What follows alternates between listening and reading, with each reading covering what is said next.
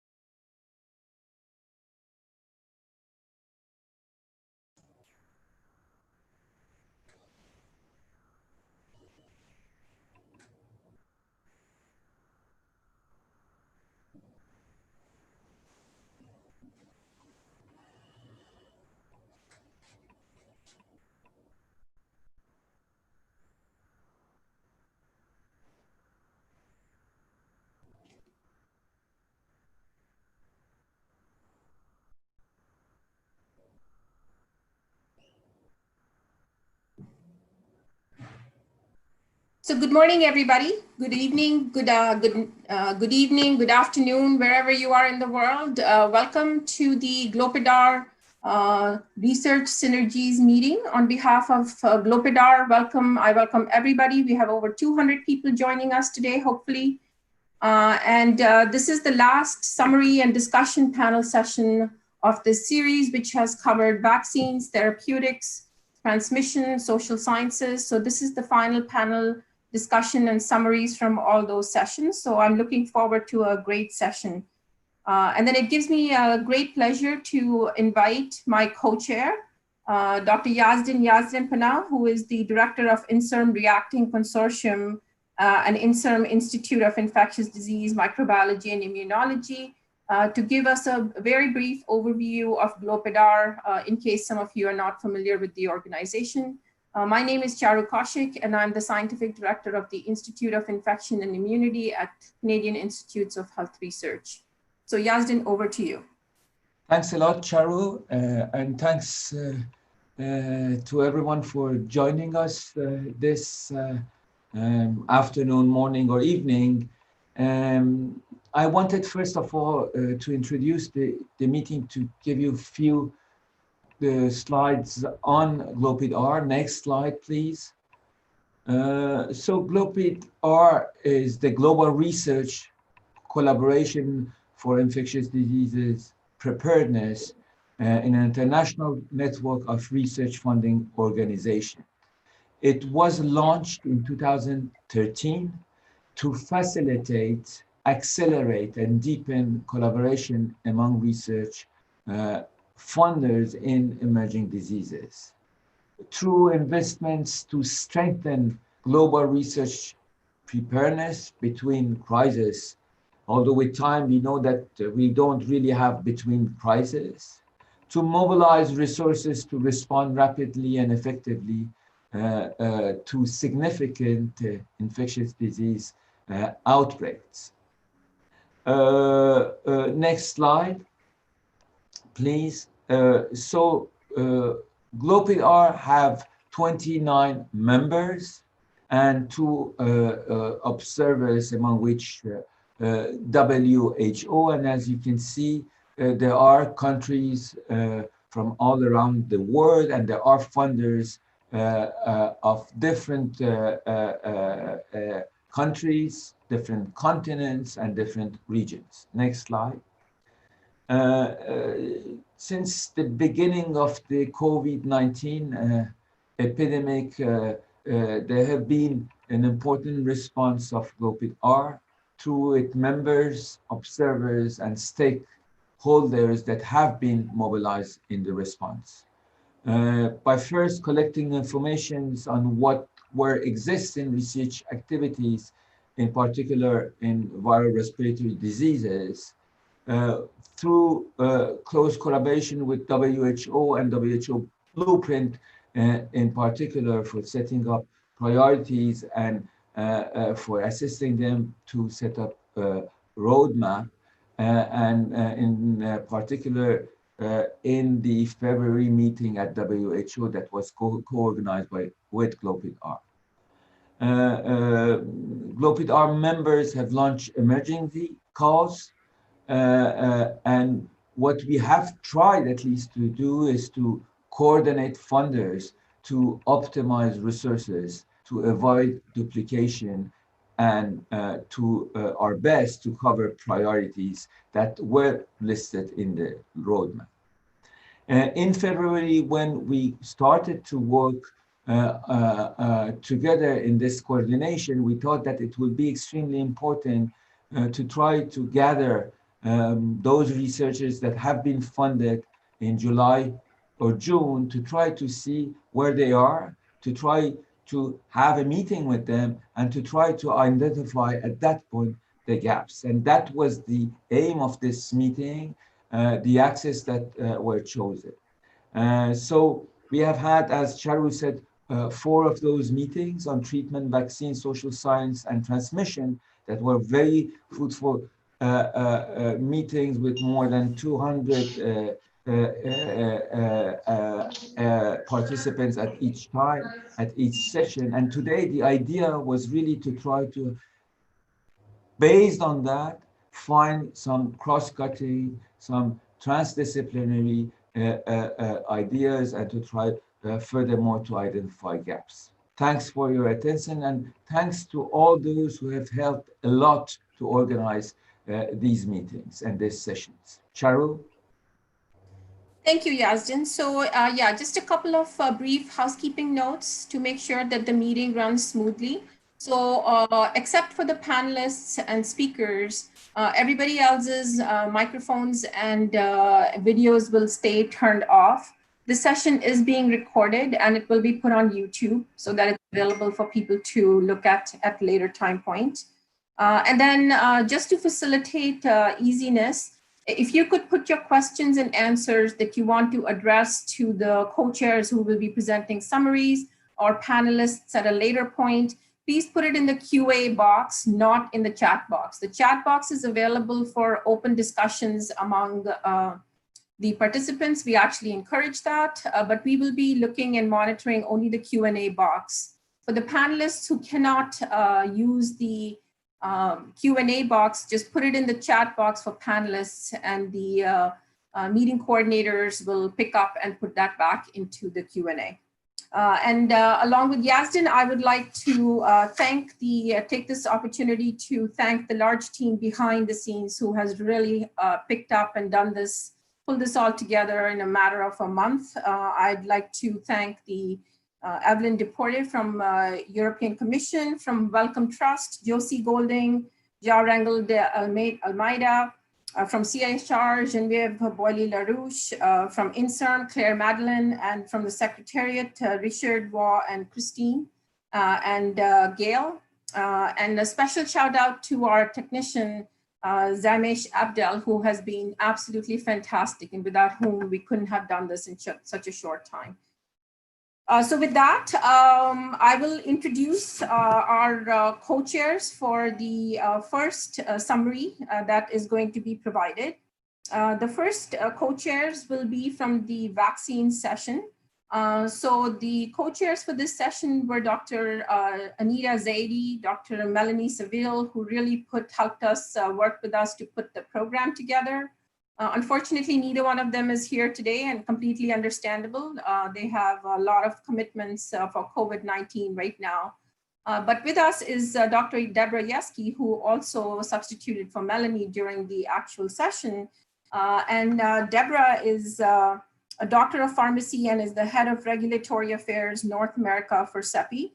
Prior to joining CEPI, Deborah served as the director of the Regulatory and Quality Affairs Division with the Biomedical Advanced Research and Development Authority, BARDA, Office of the Assistant Secretary for Preparedness and Response, U.S. Department of Human Services and Health. And then many of you know Anita, who is the Director of Vaccine Development, Surveillance, and Antidiarrheal Diseases with Bill and Melinda Gates Foundation, and Dr. Melanie Seville, who is the Director of Vaccine Development at CEPI. And I want to acknowledge and thank both Anita and Melanie for their contributions in developing this program for vaccine. And Deborah for stepping in and substituting for Melanie and giving today's presentation. So Deborah, over to you. You have about 10 minutes to summarize the vaccine session. Great. Thank you, Charu, and thank you to my other co-leads, and especially for thanking Melanie for inviting me to substitute for her. I'm privileged to, honored to do that. First slide, please. So last week, and thank you for everyone attending today. So last week we had a very fruitful discussion on vaccines, where we talked about that there are over 200 vaccine candidates in development across the globe. And then approximately 60 or so will be entering the clinic by the end of 2020. And really, we're looking at a paradigm shift here. And as everyone or anyone knows about vaccine manufacturing and development, in and of itself in a traditional manner is not an easy task. And so now we are compressing and speeding things up, and all while learning about this new virus. So it is daunting, nevertheless. So we also touched on and had excellent presentations on animal models, and what we've heard is that a combination of multiple animal models will probably work best. And the hamster model is looking good. And then the need for standardization, assays, and controls. And standardization on a lot of things will be the theme throughout these summary slides. Looking at the correlate of protection, which is important, and again, learning. We're on a very steep learning curve, all of us, and trying to do it thoroughly, intentionally, and with transparency for sharing, which is very important, and goes to show that it's very important for forums like this, and thank GloPID-R for arranging these sessions. Next slide, please.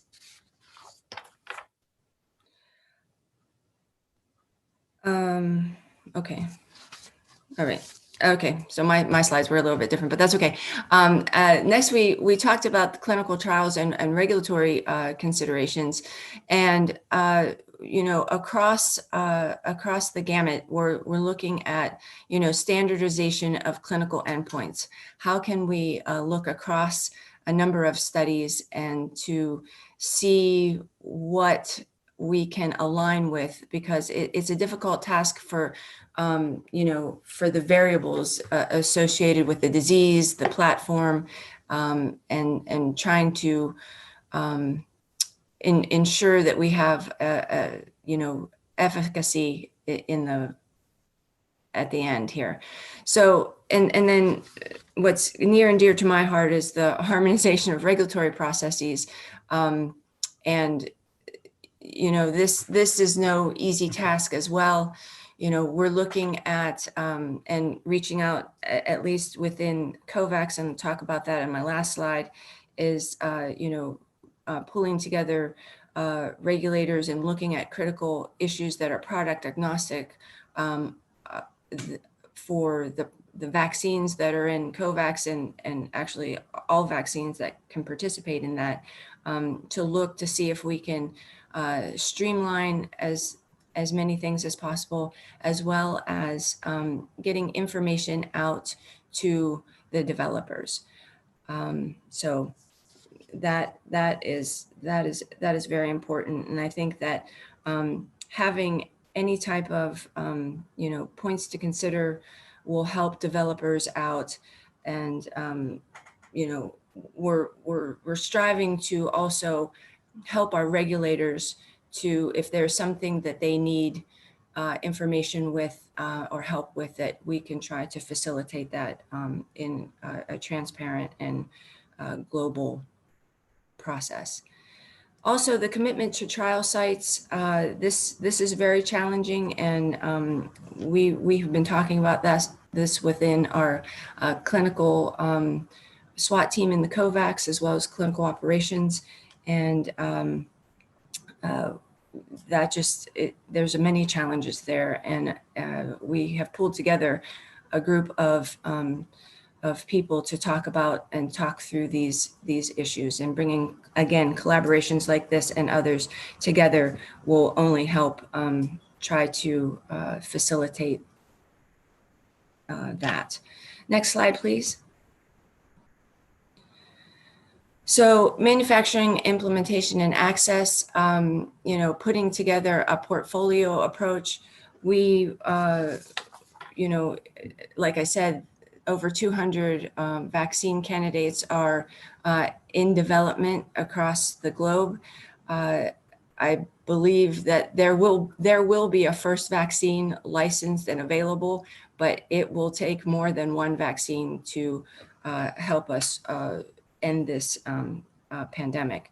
So we're looking at manufacturing capacities, the manufacturing at risk. And then one of the most important things is advanced purchase commitment to reduce the investment fragmentation and will help the fair allocation of vaccine across the globe. And then, the other thing that's very important is this commitment to equitable access. And what goes along with manufacturing is tech transfer and utilizing our developers, not even with COVAX, but in other potential groupings, is that tech transfer. As I said in the beginning, vaccine manufacturing is fraught with issues in manufacturing, and then add tech transfer to a number of different sites. So, we're looking very closely at how tech transfer will go, and making sure that will be as seamless as possible. Next slide, please. So I think that the takeaways, again, we all agree. I think that vaccines are our best exit strategy, and we will, we're all striving to get to the finish line there. The important thing is global standardization and harmonization. And again, kudos to GloPID-R for bringing these sessions together and as we work together. And then global access, COVAX, which I spoke about last week. That's the aim of COVAX, is to make sure that vaccine manufacturers and developers have as seamless as possible journey through their regulatory and development process, and that we tackle issues and questions in a product agnostic manner. We definitely have the COVAX portfolio, but the information and everything that we generate through the COVAX will be available to all vaccine manufacturers, and that the aim of COVAX is to procure 100 million doses by the end of 2020 and 2 billion by the end of 2021. And this really depends on transparency and commitments from manufacturers and governments and organizations like GloPID-R and others. So I just would say that we need to keep talking in forums like this. We need to keep sharing, and we need to be transparent with each other, because it's like I said, one vaccine will be first, but to win, we need to all win. And so we need to keep sharing. Thank you. Thank you, Deborah. So that's a very nice summary, and thank you for ending on that note. I think this will be a theme about sharing throughout our next few discussions. So Yazdin's going to introduce the next set of co-chairs. Thanks a lot. Thanks, Charu. So the second session on which we focused on Friday, and of course it's a huge domain on which we have been since the beginning, is of course treatments and the therapeutic session. So we have two fabulous co-chairs for that session. So Glenda Gray, that many of you know, professor of Glenda Gray is the president and the CEO of the South African Medical Research Council.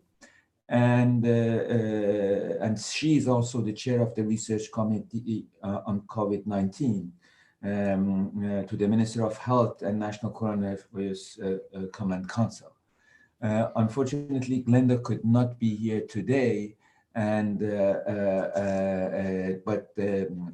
she did a great job, and we have the chance to have today Valdilea Veloso, that I thanks a lot. So Dr. Valdilea Veloso is the director of the National Institute of Infections at Fiocruz in Brazil. She is an infectious disease specialist and has served as an advisor for the Ministry of Health in Brazil, as well as for many other international bodies, such as the Global Fund for HIV and TB and for malaria. So it's really a pleasure to have you today, Valdilea. Thanks again. And so for 10 minutes, to go over this very exciting session that we had on Friday. Thanks, Valdilea.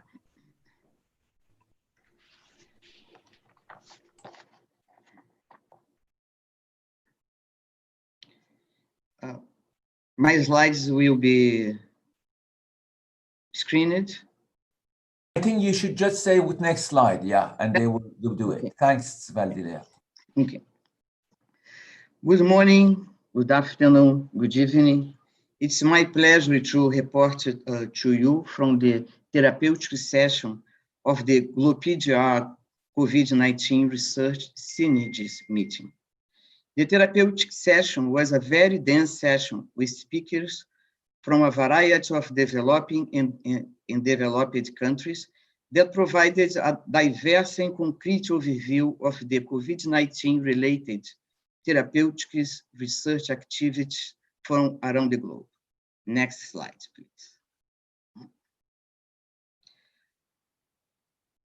No, can you go back? Yes. Starting with the therapeutic compounds research, it was highlighted the importance of innovative methods, example of computer-aided drug design. Could be used when no other promising strategy out of wet lab. Can run simulations before in vitro, and in vivo analysis. Also, it was identified the added value of repurposing of drugs. Efficient use of time and resource facilitates moving into phase 1, use partnerships with industry. It's possible that a combination of drugs will be necessary to adequately treat COVID-19. Therefore, we need evidence on efficacy, added value of combination treatment. Also, in order to have a combination treatment, we need research on interactions, treatment, pharmacokinetics, pharmacodynamics, treatment stage of illness, treatment setting, comorbidity, co-infections. It was also identified the need for a good connection between preclinical evidence and clinical trials. It is risky to take compounds with weak preclinical evidence base into clinical trials. Sometimes the drugs looks good in vitro studies, but when you go to the clinical trial, we will see that it will not work. Sometimes the level of the drug that we can achieve with the usage drug for treatment that is registered, it's not enough for COVID-19. Next slide, please. On clinical trials, it was identified that a better coordination for large-scale trials is needed, avoiding multitude of small-scale studies that are underpowered, inaccurate controlled, and not powered to look at small yet important difference. We need more globalization over nationalization, collaboration over competition. We can identify that even in countries, there is a lot of competition. It was the added value of adaptive trials methodology in the context of the COVID pandemic is very clear.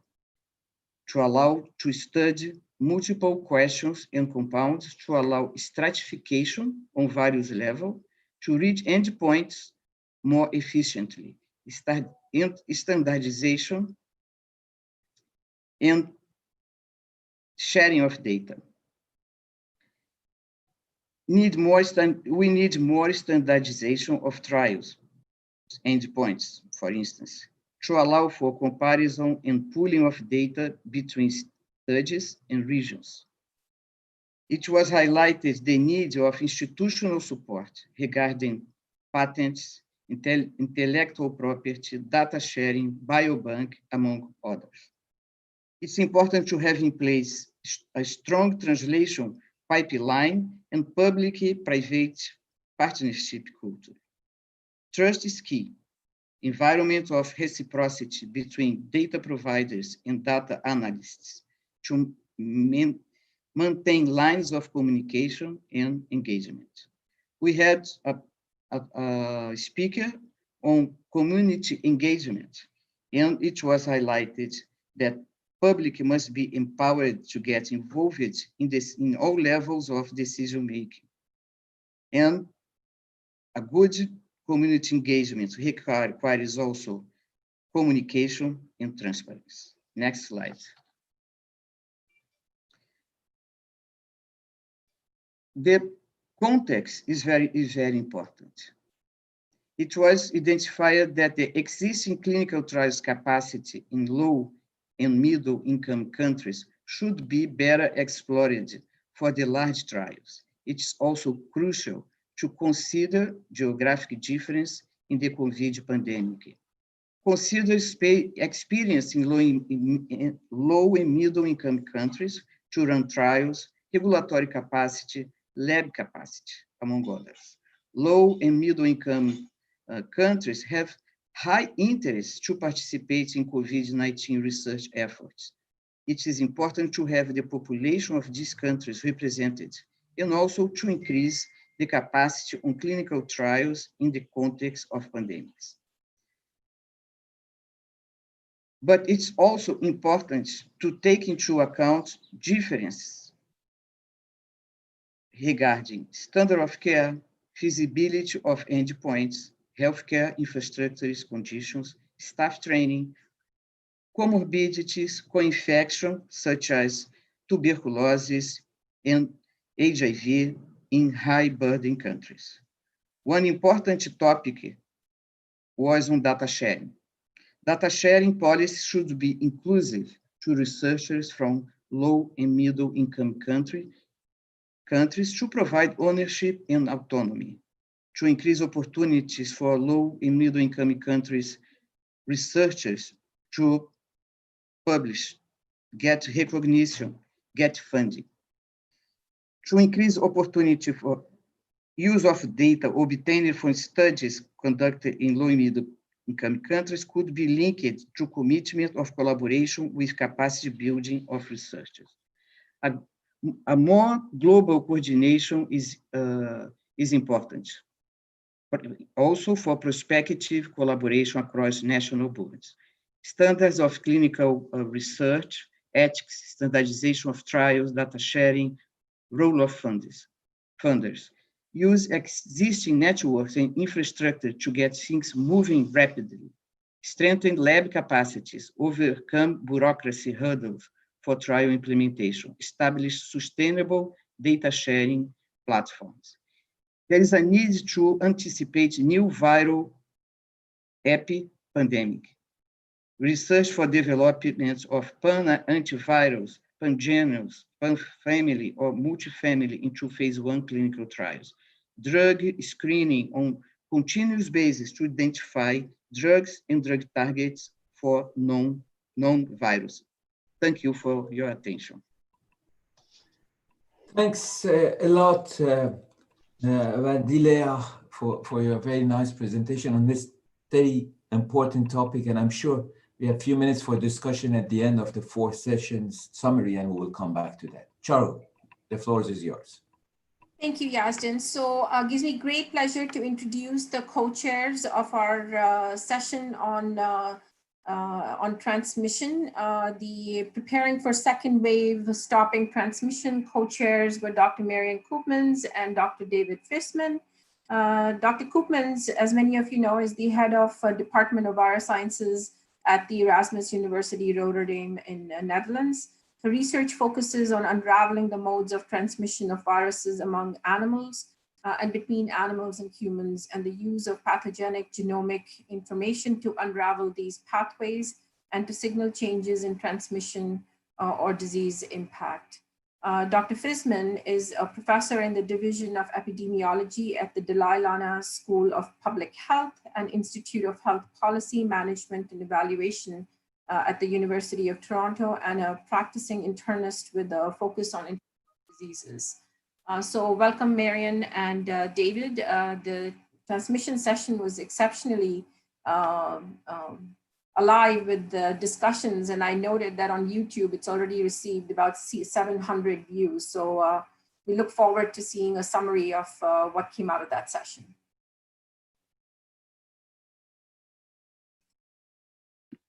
Yes, thank you. Can I have the next slide? So what this session tried to do is focus on what are really the hot topics, so the key challenges, by first looking at where do we all agree that this is currently accepted knowledge about the virus and the host interaction, and next slide. And also about the epidemiology and ecology. So these were some of the things that are not hotly debated, controversial, etc. So next. But what we then did focus a lot of the presentations and discussion on is some key unresolved or partially resolved issues. And this is the list. First of all, what happened at the start of the pandemic? Is this forward transmission of SARS-CoV that we're seeing to animals, is that a problem? What is the relative contribution of droplet aerosol contact transmission in different settings with different system setups and what have you?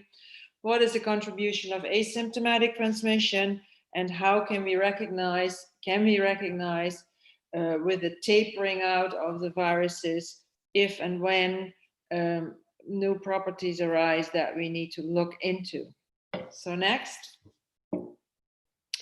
And one of the interesting publications that are in preprint out there has done an inventory of the literature and really mapped out quite nicely the complex elements that need to be taken into account, from droplet size to virus behavior within droplets, virus stability within droplets, the relation of that droplet formation to different types of activities that people do, the relationship between the kinetics of infection in individuals, and then that all of that then translates into some type of exposure risk, which then is received differently at the receiving end as well. So quite the complexity there.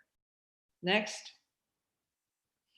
So these are some animated slides, so you will need to click through them a little bit.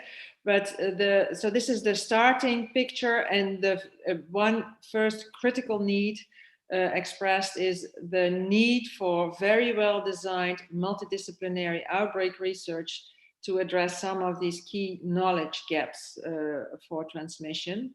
So there's categories of them, and the first one, you can click, is a series of questions around the infection biology and immunity side. So what do the kinetics look like in different individuals with different health status and in relation to developing immune response or pre-existing immunity.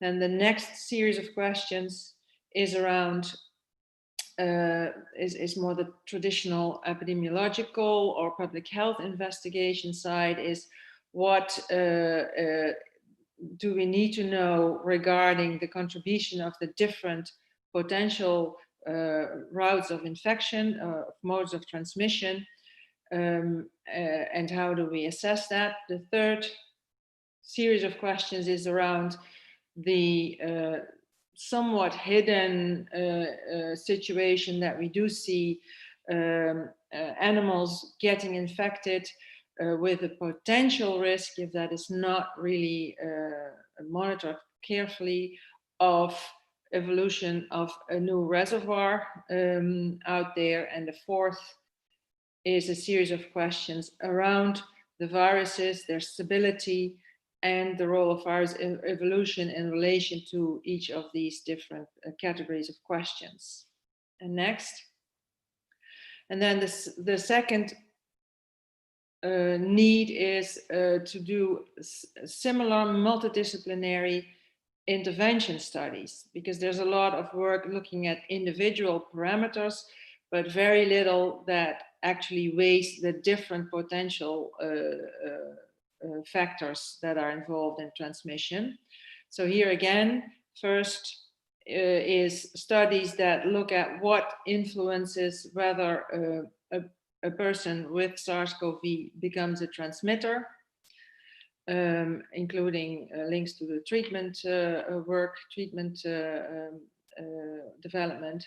Second category is questions looking at intervention of transmission at the receiving end in individuals, but also what does it take to, for instance, behaviorally to contain the virus there. And that also brings in the issues with the role of vaccination, different types of efficacy in different categories of people with different levels of immunosuppression. There's the potential for enhancing innate immunity with the BCG trials, for instance, and plasma prevention and behavioral interventions. The third category then makes it, that was a very clear, straight and strong, loud statement from the discussions in this session. Do bring in the architectural science, the environmental engineering, the aerobiologists, because there's a lot of knowledge out there that is not currently really integrated into the studies. And then finally, there's intervention studies and also early warning studies that could be developed at the animal side that are seen as, that were considered to be very important to try and understand how, if there is animal spillover, what are best ways to contain, but also to look at the early steps of this pandemic and address the question whether or not there may still be a hidden reservoir and how to go for very targeted hotspot surveillance strategies. Next. So there, throughout the session and several of the other sessions, of course, there was this this clear message: we need to widen the type of collaborations that we've been having. And this is a paper that was actually initiated by Jeremy, that was written, published in November, and it's amazing how important this is in this pandemic. The need to really bring many different types of disciplines together to try and tackle the key questions, take them forward jointly. Next.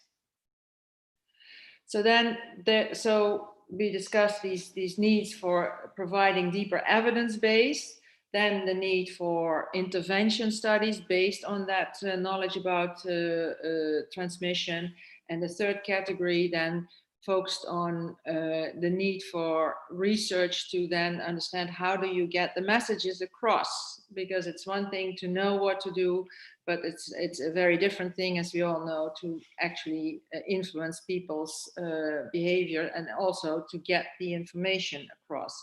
So here there was a very interesting discussion and session on what I call the Twitter brain, here produced from looking at patterns in Twitter messages, and also looking at the fact that these communities developed over the course since January that become increasingly segregated around certain theories or beliefs, and that are very different to influence with public health communication. It will be a critical component in trying to get a grasp on the evolution of this pandemic, was the conclusion there. Next. Clear from the discussion, and I think also mentioned just before, is that one size may not fit all, because it is based on the same evidence base, but also some lack thereof. Regions may need to make different choices, and that may also in part be culturally different. And it is important to understand where that matters, where that may impact on the evolution, and where it really doesn't, and how we explain that, because there's a lot of confusion in the general public about this. Next. Well, I've labeled this standing on each other's shoulders, the critical need for data harmonization, governance, and sharing. And personally, I think it's a little bit worrisome just from the overview to see that there are seemingly competing data sharing initiatives that are being funded. And I think that's something that clearly needs to be looked at. The need for data, terminology, technology standards across the board, and also particularly for cross or international studies, because what we've been seeing, of course, is a bit of retraction into national programs and research. Next and last. And in addition, that it's important to remember that the translational work and the really fast evolving science that can be done now has been possible because there was a sound foundation in more basic science, and that we should not forget to keep investing in that as well while we're busy to try and control this pandemic. So that's my final slide summary. Thank you, Marian. As usual, very thoughtful and well put together. So hopefully I see that as usual, the issues around transmission are always generating questions. So we'll handle some at the end of the session. In the meantime, Yazdan will introduce the social sciences chair. Thanks, Charu. So Marian started actually to introduce social sciences, I think. We have a great social science session on Tuesday, and the two co-chairs were Dr. Kenneth Camargo from the Rio de Janeiro State University and Christy Cruz from Uprise, Charles Darwin University in Australia. Dr. Kenneth de Camargo is a full-time tenured professor at the Instituto de Medicina Social at the Universidade do Estado de Rio de Janeiro. Kenneth's research focuses on the production, diffusion, and use of biomedical knowledge, applying the theoretical and methodological use of science studies.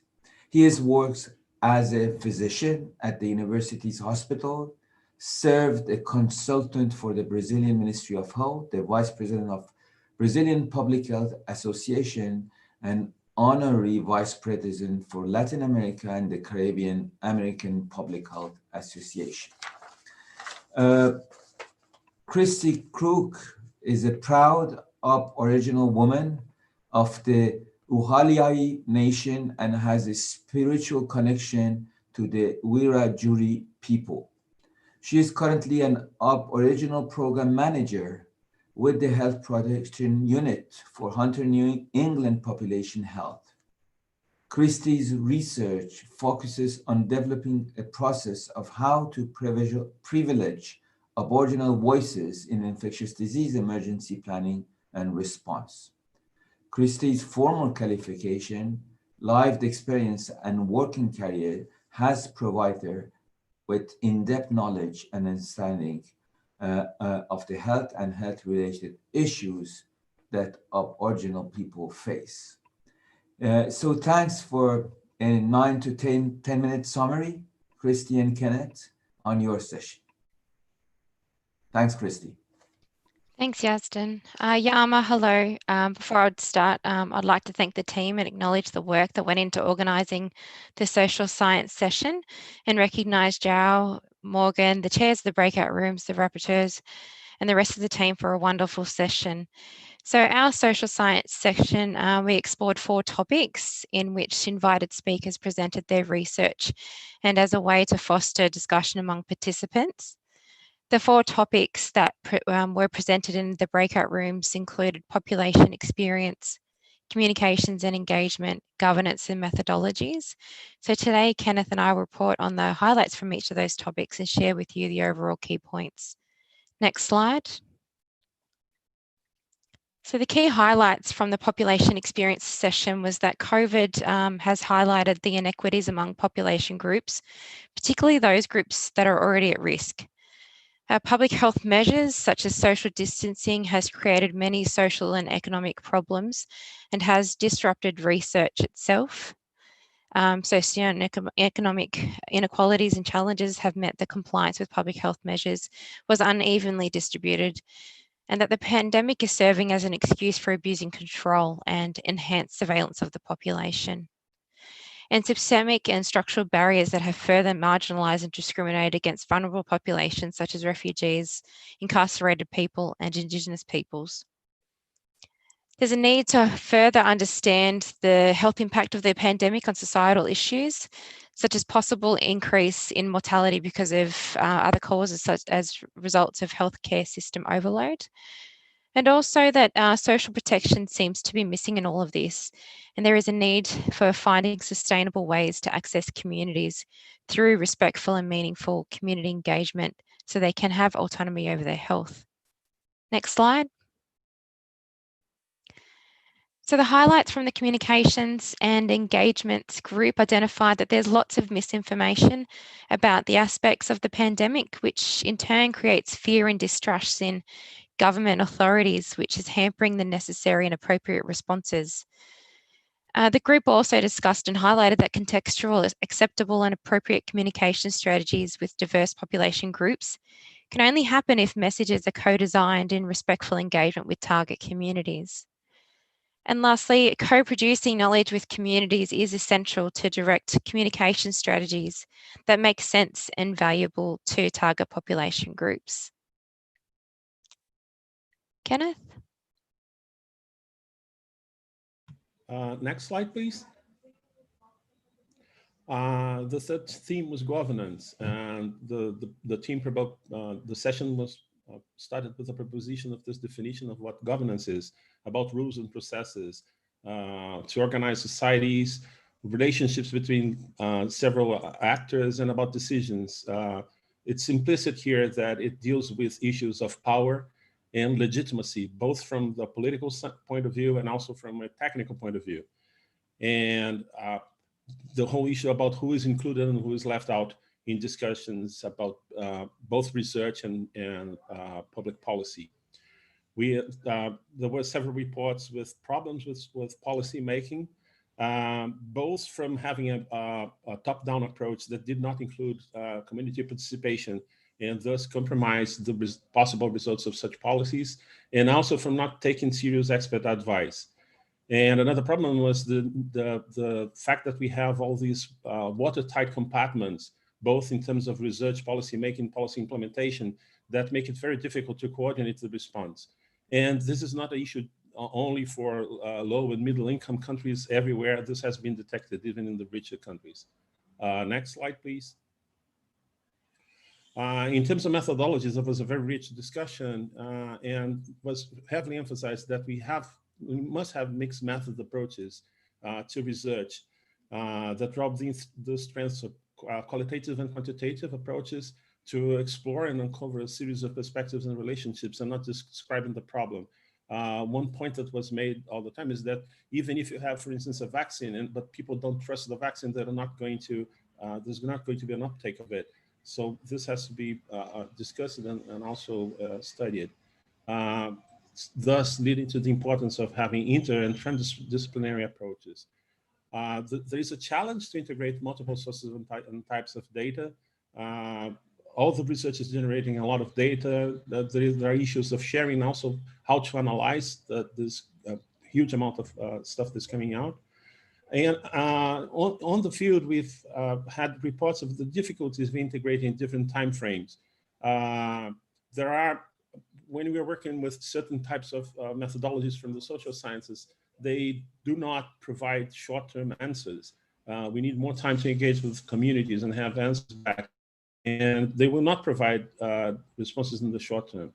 And a final issue that was pointed out is that a lot of the field work in the social sciences involve direct contact with communities. And with the pandemic, all the lockdown and quarantine procedures, some field work has to be halted. And this has led to the need to renegotiate schedules and perhaps even hold projects within the time frame that was allotted. It might not be possible to conduct the research that was originally designed. Back to you, Chrissy. Next slide. Thanks, Kenneth. Just to summarize the overall key points from the 4 topics. The poor health status of vulnerable populations is fundamentally a social construct which requires social sciences methods to be understood and to devise adequate responses that recognise and address the interrelationship of social determinants of health. A key point across all of the theme was to consider difficulties in accessing and engaging certain key populations with high vulnerabilities and the importance of addressing demands from other overlooked groups, such as the caregivers in the communities. Working and engaging with communities in making decisions to co-design, guide and implement public health strategies that make sense for communities, that are achievable, and build and support and empower communities was really important in all of the discussions. There was lots of discussion about the research or to combine mixed methodologies, and there was perceived hierarchies between qualitative and quantitative methods, and the type of data must be dispelled. There was also lots of discussion around the need to provide adequate funding for sustainable projects over a long period of time. Thanks, Kenneth. Thank you, Chrissy. Next slide, please. One thing that was highlighted, and this has been present in the previous panels as well from the other sessions, is that we need to have a better articulation among different parties in order to avoid duplication and waste of resources. This has been detected with a lot of research that's ongoing. An issue that was very, very much discussed and asked for is to have more collaboration interactions with other researchers, funders, and also health authorities. And one thing that was really stressed was in terms of the kind of thing that funders can help with, aside from direct funding of research projects, is to find ways to build an infrastructure for easy interaction between all these actors, particularly among researchers themselves. Another point that was made is that the whole cycle of research, starting with the moment that we identify priorities and going all the way down to doing the actual research and disseminating results, has to be interdisciplinary, has to include the participation of social scientists, and have to include inputs from affected communities. And finally, we highlighted the importance of critical approaches that discuss ethical issues and power relationships, not only in the field between researchers and populations that are being researched, but among all the actors involved. And in particular, there was a very strong recommendation to make room for voices from the Global South and to look into real, actual peer-to-peer collaboration. We would like once again to thank everyone that participated. This was a very rich discussion and was very complicated to try to summarize. This is just a very, some glimpses of the very rich discussion that we had, and that will be available as well as a recording. Thanks, everyone. I yield back to the coordinator. Thanks again, Kenneth. Thanks, Chrissy. No, it was a great summary of the session. Thanks again. Charu? Yeah, thanks, Yazdan. So, so that's great, excellent summaries. And we do have some time, which we built in for a few questions. Some of the questions are coming in, and some of the co-chairs are answering that. I just saw that a few minutes ago, Melanie Seville has joined us. So welcome, Melanie. As many of you know, and I summarized earlier, Melanie is actually looking after the vaccine portfolio, development portfolio for CEPI. Melanie, can I invite you to, because you're very much in the thick of vaccine development and negotiations for equitable access and everything. So maybe at this point, I can ask you for your thoughts on where we are with the vaccines, and what are you seeing in the horizon here? Certainly, and thank you, Chair, for that introduction. Very happy to say, indeed, a few words of where things are with vaccines. And I think we can all see that there's been actually remarkable progress in terms of vaccine development. When you look at the landscape of vaccines, specifically, there are over 200 vaccines in development. And I think every day now, the number of candidates that are getting into clinical trials is rising. I think we were counting 23. I didn't look today, so there are probably more than that already in clinical trials. And some of those are even advancing into efficacy trials right now. So really a tremendous amount of work and effort with vaccine developers, basic scientists, and the large vaccine manufacturers to move things forward. I think it has to be at such a large scale when you really think about perhaps what the challenge is. So just as an example, working with CEPI and under what we call the COVAX pillar that I hope everyone has heard about, we are aiming for a global fair allocation system to have 2 billion doses of vaccine delivered before the end of 2021. Obviously, with a portfolio of vaccines that is being currently supported under the COVAX pillar, but with others as well. So we do invite others to join, and we're also looking at expanding our portfolio.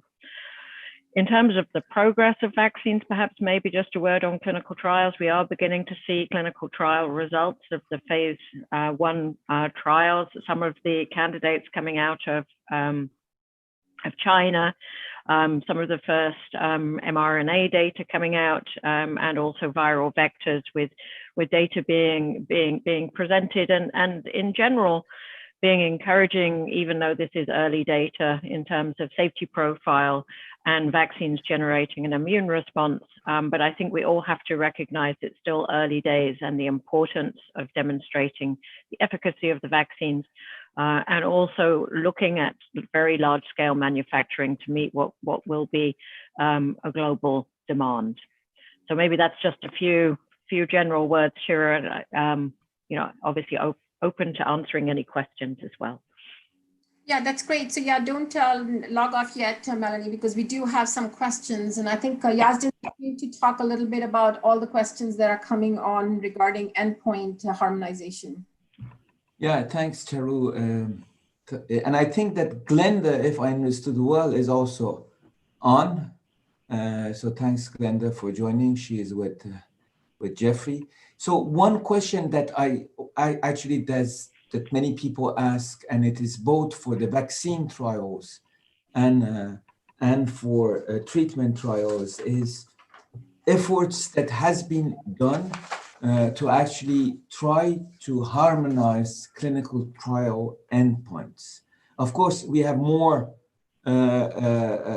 experience with now treatments because we have had a couple of treatments, but maybe I will ask first the question maybe to Melanie actually, and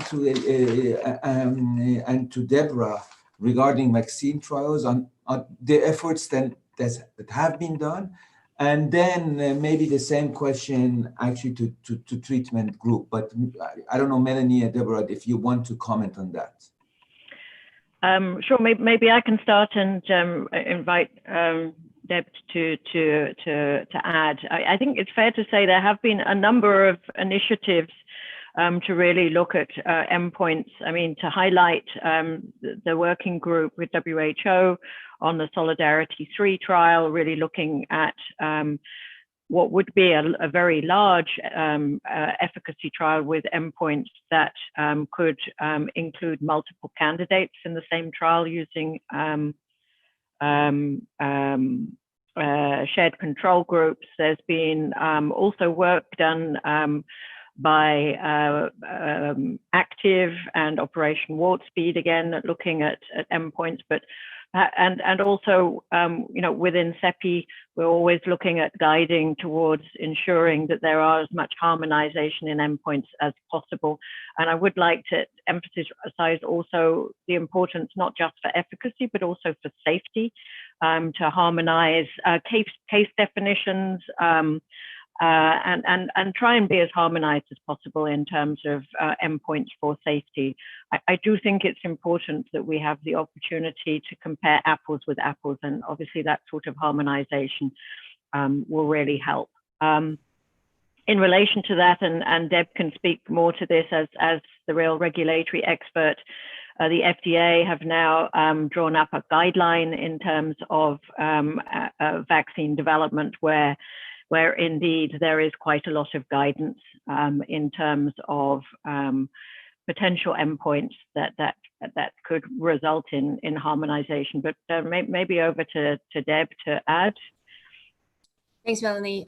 Yeah, so I was just going to mention the FDA guidance, and then again in the context of COVAX, for those that didn't know that, we have a regulatory advisory group standing up that group within COVAX to talk about, again, product agnostic issues, but, definitely endpoints will continue to be a topic that we can discuss. And I think that, again, the harmonization across the regulatory harmonization that I spoke about earlier is definitely something that is a topic, and these endpoint discussions will continue. Thank you.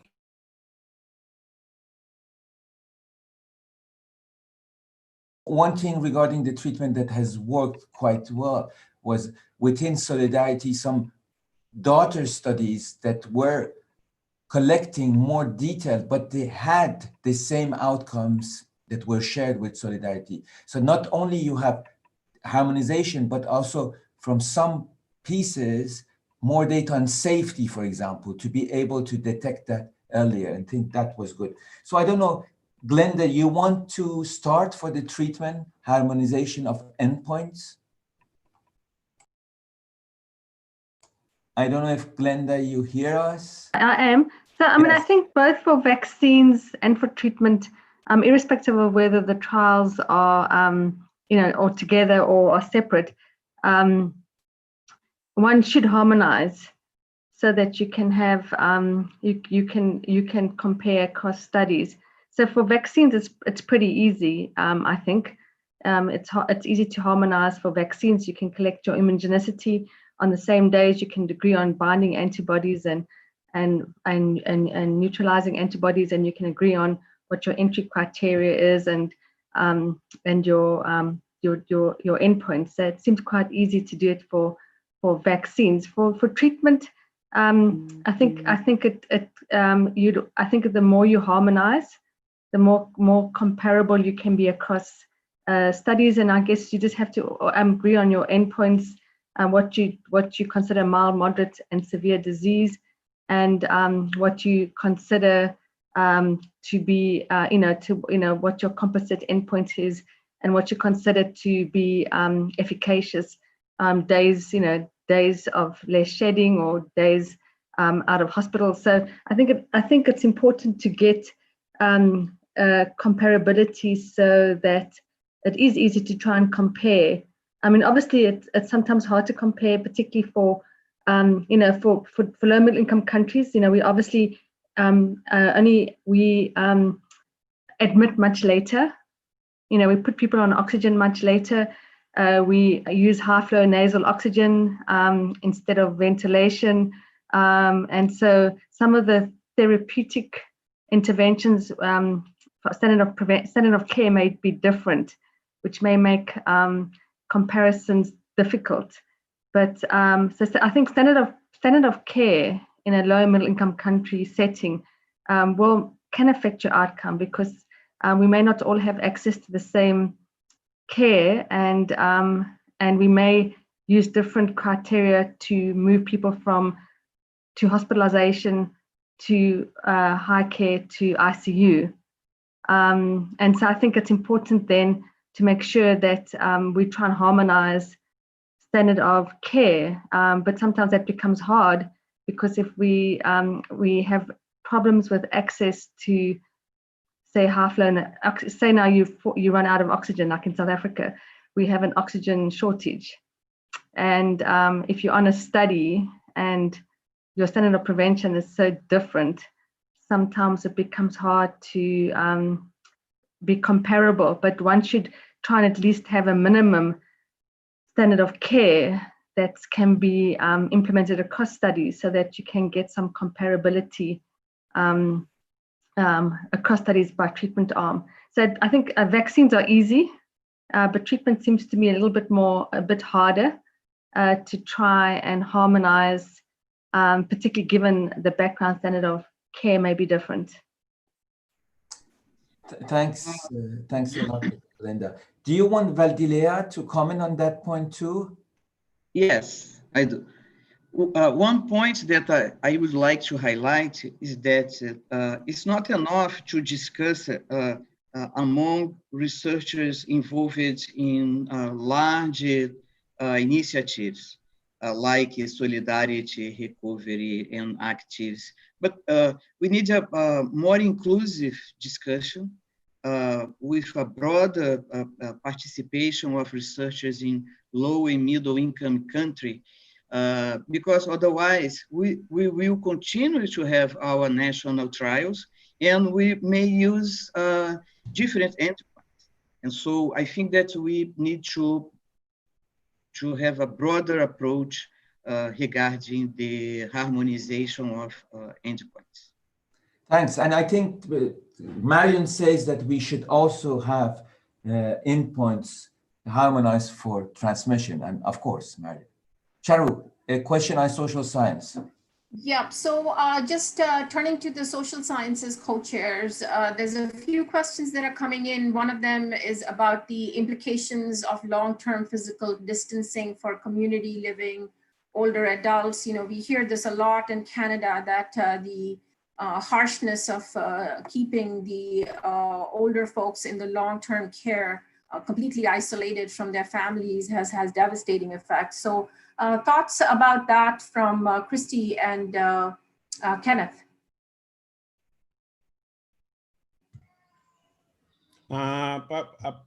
We have two kinds of problems with regards to that. One is what you already pointed out, is the kind of effect that is having in terms of long-term. And the other problem that we have is that lots of people cannot do any kind of social distancing. People who live in substandard housing conditions, or who have sort of this kind of gig economy jobs, that they don't have any job security, they haven't been able to do any kind of social distancing measures. There have been initiatives to try and reduce at least the demands for distancing that have been present, like implementing barriers within those housing facilities, so that the families can have at least some sort of interaction with the elderly. But we do need to have research specific on that.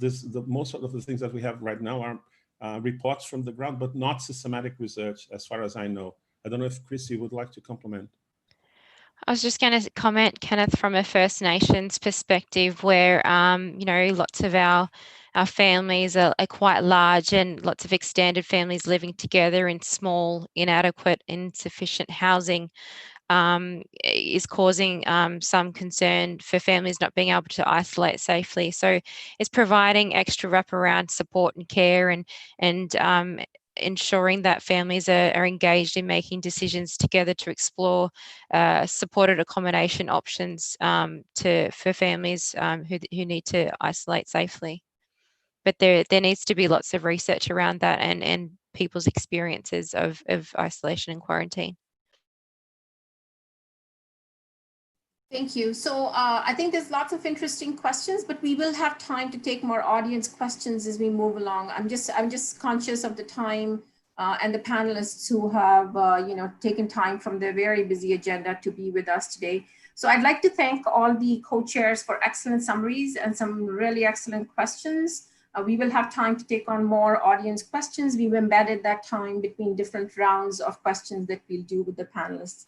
So with that, let's move on now to the panel discussions. And I would like to welcome all our panelists. We have an outstanding array of panelists who are leaders in this area of leading the response across the world in different areas for COVID-19. And I'm going to hand over to Yazdin to introduce the first few of the speakers, and then I'll introduce the next few speakers, and then we'll move on to question and answer. So Yazdin, over to you.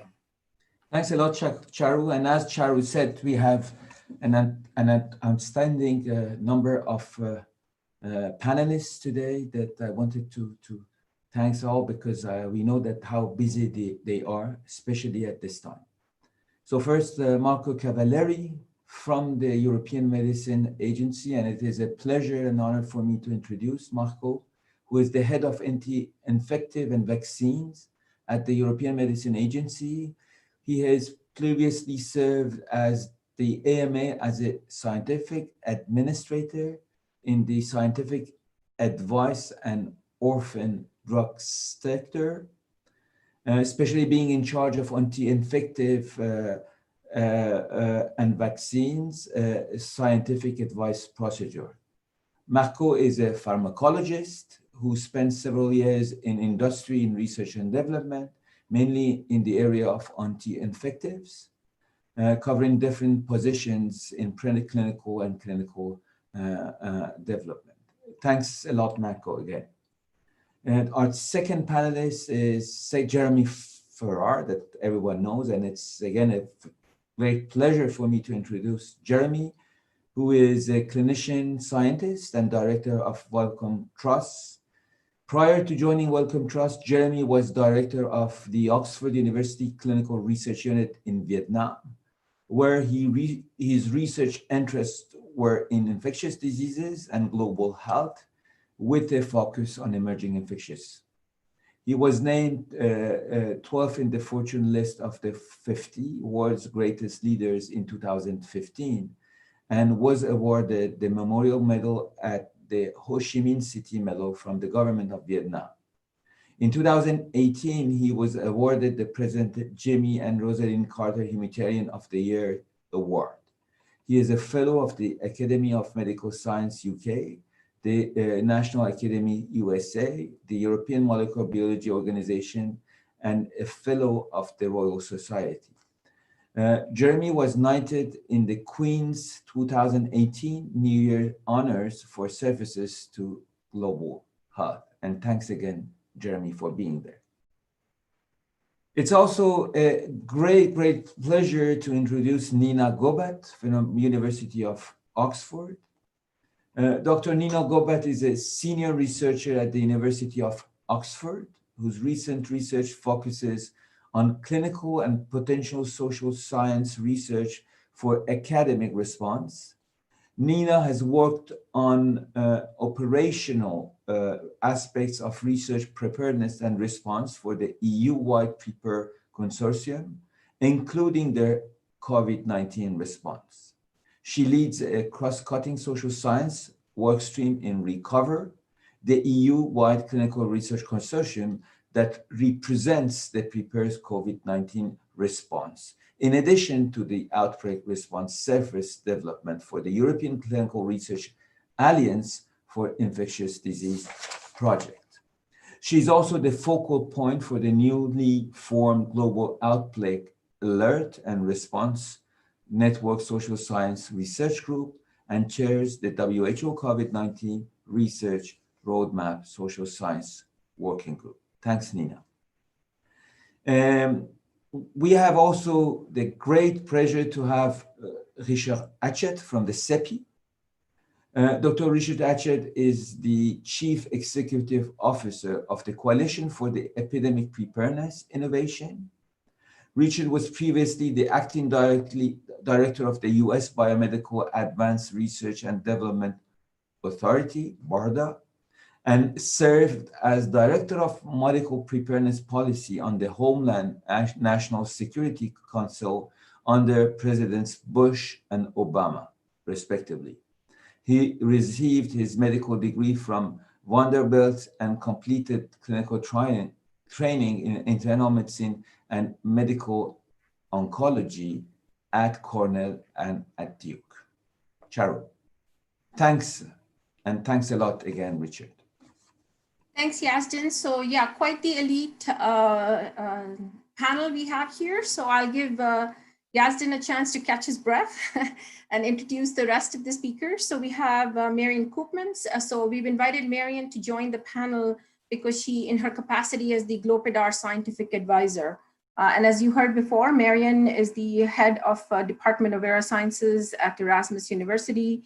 And her research focuses primarily on the modes of transmission of viruses among animals and animals to humans, and pathogenic genomic information to ravel those pathways and to signal changes in transmission or disease impact. So welcome, Marion. Thanks for doing the long haul through the whole 3 hours today. And then the next panelist that I'd like to introduce to you is Dr. Michael Makanga, who is the Executive Director of the European and Developing Countries Clinical Trials Partnership, EDCTP.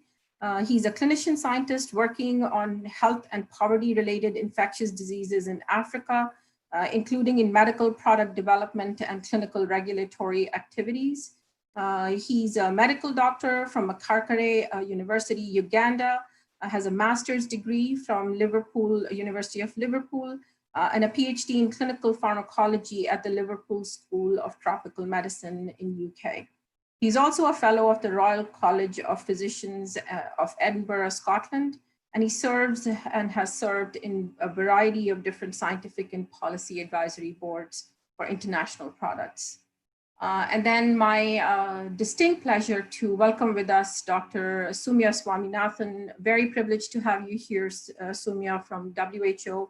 Many of you know and see Soumya in her role as the chief scientist of the WHO. Prior to this position, she has served as WHO's Deputy Director General for Programs, Secretary to the Government of India for Health Research, and Director General for the Indian Council of Medical Research, ICMR, and coordinator of UNICEF, UNDP, World Bank, WHO Special Program for Research and Training in Tropical Diseases in Geneva. She is an elected fellow, foreign fellow of the US National Academy of Medicine, a fellow for All Three Sciences Academy in India, and she has been on several and continues to lead the WHO response to the COVID-19. Many of us also know Dr. Swaminathan from her leadership as a TB researcher. So welcome, Soumya. Thanks so much for taking time from your very busy schedule. We appreciate it. And then finally, I'd like to introduce our two GloPID-R co-chairs, Dr. Barbara Kernsteins, who is the head of the unit responsible for combating diseases in the People Directorate of the Directorate General for Research and Innovation in the European Commission. Barbara has worked in international public health with the Médecins Sans Frontières, Johns Hopkins Bloomberg School of Public Health, and DG Development and Cooperation of the European Commission. She's an MD from the Catholic Universitat Leuven, a postgraduate certificate from Tropical Medicine from the Institute of Tropical Medicine in Antwerp, and a Master of Public Health from Johns Hopkins Bloomberg School of Public Health. And finally, last but definitely not the least, Dr. Jeffrey Mfafale from the South African MRC, who is also a GloPID-R co-chair along with Yazdan, Barbara, and myself. Jeffrey is the Vice President of the research at the South African Medical Research Council, the South African MRC. He's an elected member of the Academy of Sciences of South African and National Research Foundation, C1 rated researcher. Jeffrey is also affiliated to the Sefako Magato Health Sciences University, where he has served as the co-director of the South African MRC Diarrheal Pathogen Research Unit and the head of South African Vaccination and Immunization Center. Jeffrey has served on a number of boards, has led a number of national and international responses, and his personal research includes epidemiology and genomics of infectious diseases, vaccination control of infectious diseases, and strengthening immunization services and policies. So a very warm welcome to all the panelists. I think at this point, we're going to switch off the slide and bring live all the panelists on the screen. So welcome everybody. I would ask all the panelists to turn on their speaker or their videos. And as we go through the questions, we can turn on the speakers as well. Great, so I'm looking at the agenda, and I think I'm supposed to kick off the panel discussion questions. So the way we're going to do this is just to remind the panelists and also for the audience that Yazdan and I are going to ask some introductory questions and ask the speakers to speak from their perspective on these general opening questions. Then we'll have a round of specific questions that are directed towards speakers. And then we'll take some audience questions before we see if there's time to ask more directed questions, or we'll wrap up the panel discussions. I'll ask the panelists, recognizing that it's a large panel and we want to give everybody a chance to keep to the point and try, to give their answers between 3 to 5 minutes. So Jeremy, I guess I'm going to start off first with you. So speaking from your, you've been in the middle of a lot of global initiatives and discussions.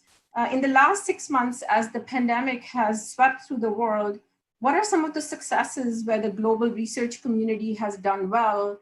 And what are some of the biggest challenges we are facing and continue to face in terms of research? Thanks, Charu, and thanks to you and to Yazdan and everybody else that's been so involved in bringing this meeting together. Thank you very much indeed, and for all you're doing with GloPID-R in extraordinary circumstances. 6 months in, I think it is very important to reflect on some successes and also to see this as a really important, critical moment in this pandemic. Over the coming months, there will be people wanting to get back to their normal lives. Scientists will be wanting to get back to their other work. Many people have been dragged into COVID research over the last few months. That, in the end, is not sustainable, and we'll have to get back to other things that critically need doing. And I think it's really important in all of our communications to get across that we're only very much at the start of this pandemic. Lockdowns, in my view, have been very successful in reducing transmission and new infections, but they haven't changed any of the fundamentals of this infection: the virus, biology, its transmission, how infectious it is, the clinical syndrome it causes, the inequalities it drives through the world, and of course the tertiary consequences in economics and indeed geopolitics. So I think we are only very much at the start, and we need to be humble about that. We don't yet have a clear exit strategy, and we need to define one, because, as I say, the lockdowns won't do that for us. The successes, I think there's been enormous commitment and energy from everybody. I think it's dragged a whole generation of people into infectious diseases and global health. It's made the public aware of science and the role it can play, both the positive, but also we must be aware of this, some of the negative consequences. As Marion said earlier, it has shown the importance of long-term investments in basic science. Whichever, social sciences, biomedical sciences, clinical science, whichever bit of science, it's been true, I think, that those places that have had the strongest investments have been able to respond the quickest. I would pay tribute to some of the clinical trials. I'll pick that out as one of, I think the successes to date, particularly I think the Solidarity trial and the Recovery trial. I do regret they weren't able to be won, but in the end it's been okay. There's been evidence generated from those, and I think that's been a success. I think we could have done more there. Preprint and open access, I think, has had its challenges. Yes, there's been mistakes, undoubtedly, as people worked at speed, but nevertheless, some successes. I would pay tribute here to the WHO. They're under enormous strain. The people running these programs at WHO have been working flat out through Ebola over the last few years, and yet their communication strategies, I think, have been spot on throughout this. They've been transparent, and they're coming under enormous pressure from the geopolitical fallout of this COVID. And I think it behoves us all to make sure that we support the WHO through very difficult times. Also pay tribute, Richard will talk about CEPI later, ISARIC, and indeed GloPID-R. And the regulatory agencies. I'm not always necessarily positive about the regulatory agencies, as Marco knows, but I think they've been really flexible in the way they've worked. But what are the challenges? And I think the challenges we must focus on for another minute and a half. We've had 600,000 people die in 6 months. The pandemic is not coming to an end, it's accelerating.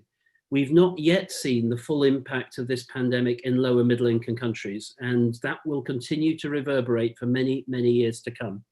I don't think we've appreciated these interlocking four circles, the direct effect of the infection, the indirect health consequences, which drive inequality further, the third circle of the economic fallout and unemployment, deficits, trade, jobs, etc. And then fourthly, the geopolitical fallout that inevitably is happening now as people seek to blame others for what is happening.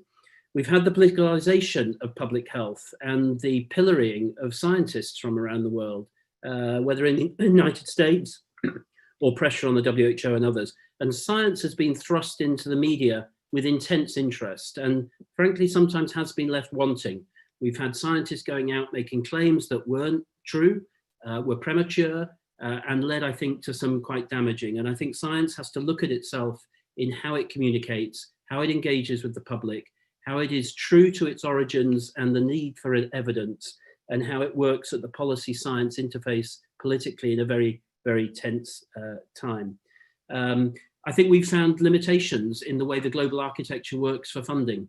The World Bank and the IMF are there on bilateral deals, but I am concerned that when it comes to non-national bilateral deals, we haven't had mechanisms to fund the critical research and development, particularly in lower middle income countries, and making sure things like the therapeutics and the vaccines, the diagnostics and the social science, PPE, public health, protection of healthcare workers, is not funded as a global public good, but is funded through more nationalistic lines. And I think we have to find a new mechanism in the future for the way we address global public goods in an equitable way and doesn't depend on how wealthy a country you are.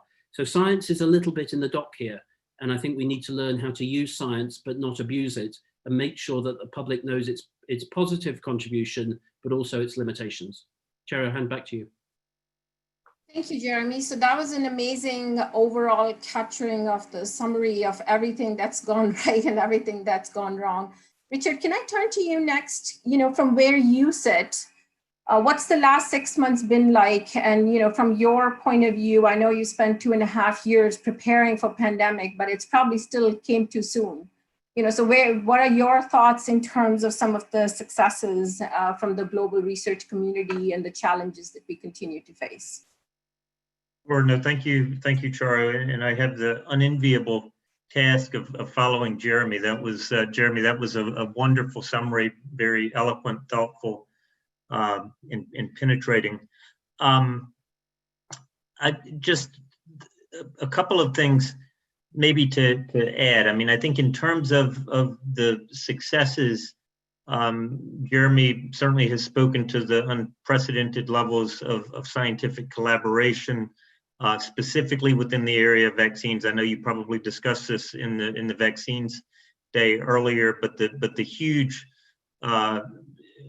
rapid mobilization of global scientific and industrial investment in vaccines, now numbering well over 200 vaccines under development, 24, I believe, the last time I checked, already in the clinic within 6 months. That is extraordinary. The partnerships that have been established, a number of partnerships between academic partners, biotechs that CEPI has been working with, now partnered up with large pharmaceutical partners like AstraZeneca, Merck, CSL, GSK, and others.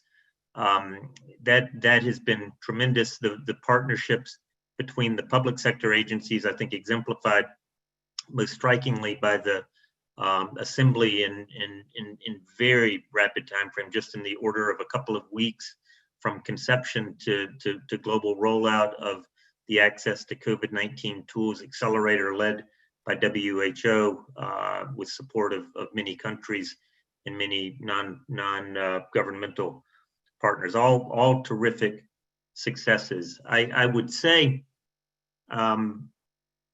all of those successes speak to population scientist groups, organizations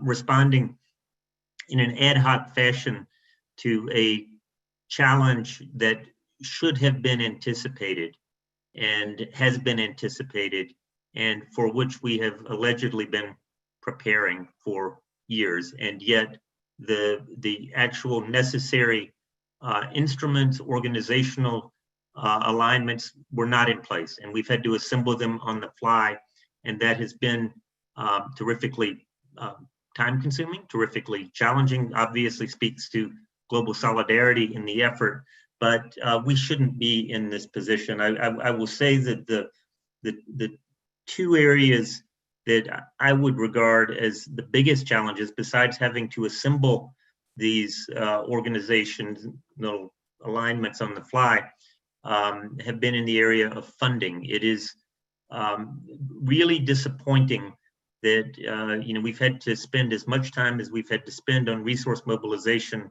for a threat that was as anticipatable as this pandemic was. I mean, not only have we been talking about severe pandemics for more than 2 decades, we've even been focused on coronaviruses as one of the leading classes of threat. CEPI had invested nearly $100 million to develop coronavirus vaccines. We've only been in existence for 3 years. We've invested in developing rapid response platforms. We're not the first. Gates, the US government, and many others have invested in rapid response platforms. And yet here we are, CEPI had to, in initiating its efforts, had to borrow $100 million from ourselves and then begin fundraising from a cold start. And the instruments that were allegedly there to respond rapidly did not succeed in doing so, unfortunately.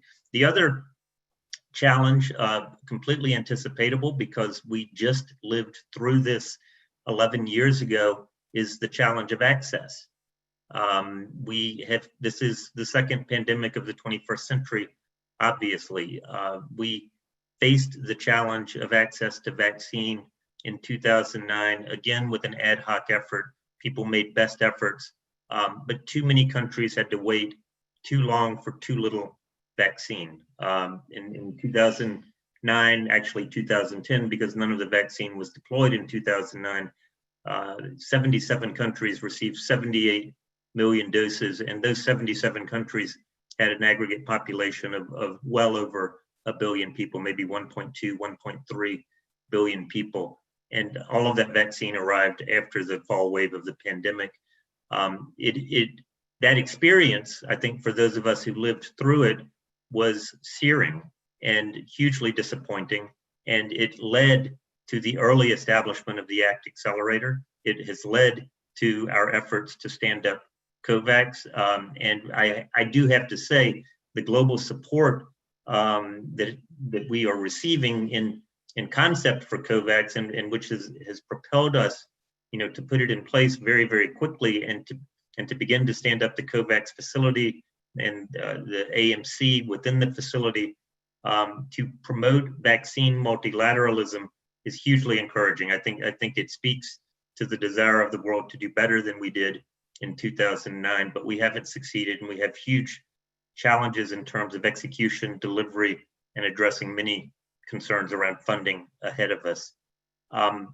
Let me stop there. That was more a recitation of my own joys and woes, and not quite as far-reaching as Jeremy's, but I think it gives a good sense of what we're experiencing in the vaccine domain. Thanks. Thanks very much, Richard. So definitely, an insight into the world of vaccines and the frustration of having the platforms ready to go and then having to do sort of the global coordination and trying to get everybody on board. So Marco, maybe I'll turn to you next, because, what's it like from a regulatory perspective to have all of these, expedited timelines, and what have been some of your thoughts on the challenges and successes? Yes, of course, I will also express a bit what has been my take so far, and 6 months into the pandemic from a regulatory perspective, but also with intense collaboration with the research community as a whole, and of course with the private sector that is behind the development of many of the vaccines and therapeutics here. I think what has been great is from the start having a good intention from all the stakeholders really to come together and discuss together what would be the best way forward. And I've been also privileged to be involved in the activities of WHO on both therapeutics and vaccines in the R&D blueprint. So it's been a great opportunity really to engage with the research community as a regulator and as a scientist in order to help streamlining and thinking what could be the best way forward for advancing therapeutics and vaccines in the context of this pandemic. And I have to admit that really the willingness of sharing data, sharing information has been growing with respect to the past, and I've seen really positive trends here that I think we should continue to build on and even making stronger in the future.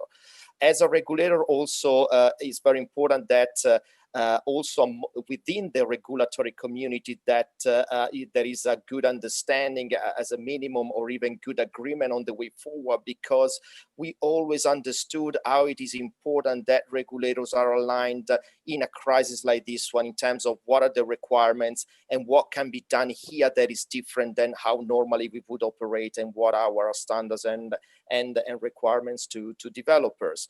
So here in this sense, I was very glad to see the successes of the ICMRA, which is this organization including 25 regulatory agencies from all the continents in the world. So it's not an exhaustive one, but it's a very good example, and in my view, a very good starting point for building really a global regulatory community in which we could bring together all the regulators from all over the globe, discuss important matters, like we just had a workshop last Monday on endpoints for therapeutic trials as an example, but we had also a couple of very important workshops on the minimal requirement for advancing vaccines into phase 1 and then phase 3, and also about the design of the phase 3 studies, which we deemed extremely important, first of all, to align the regulators in various parts of the world, but also secondly, to send a common message to developers and other stakeholders around what regulators want. And this, I think, will simplify things for everybody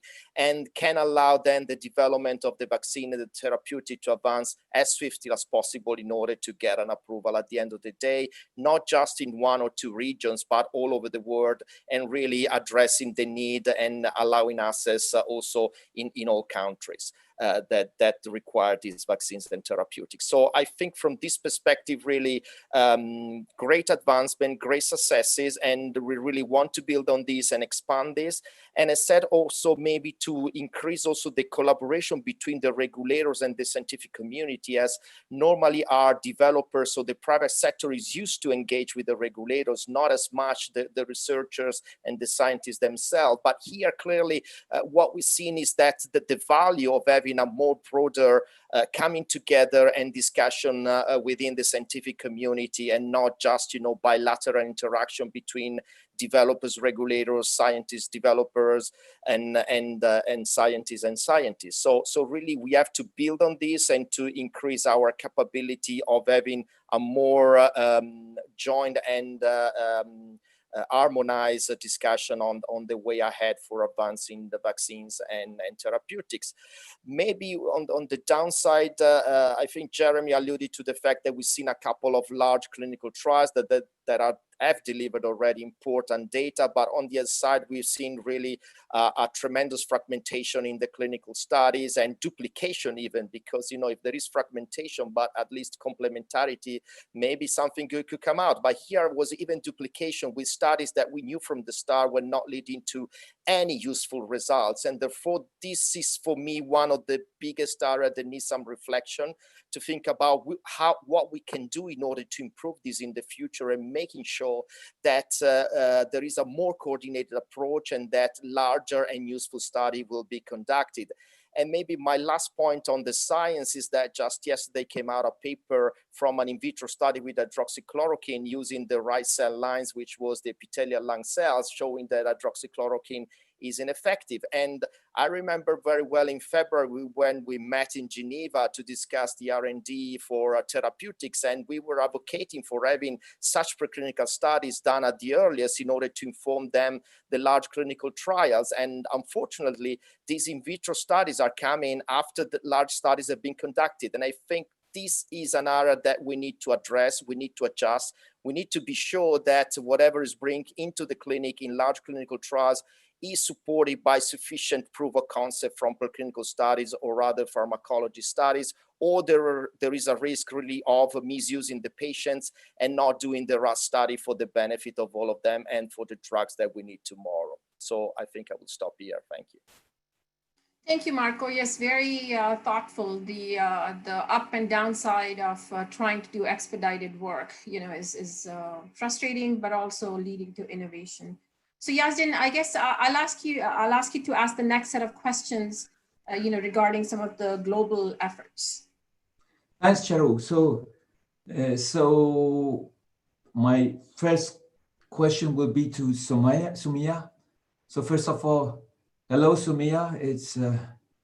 It's thanks a lot for being with us, and thanks for joining us. So I don't know, Sumia, do you hear me?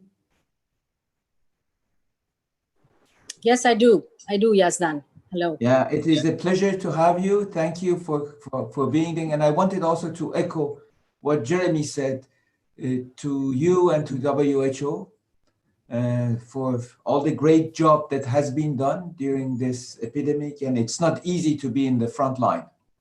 We know that it's not easy. And you are in front line in the world, actually, not only in the country. So thanks again for all the efforts. And so the question we wanted to ask you is, what do you think, so we will be in this, and some of the panelists already mentioned that, in this, where many countries were in a nationalist line.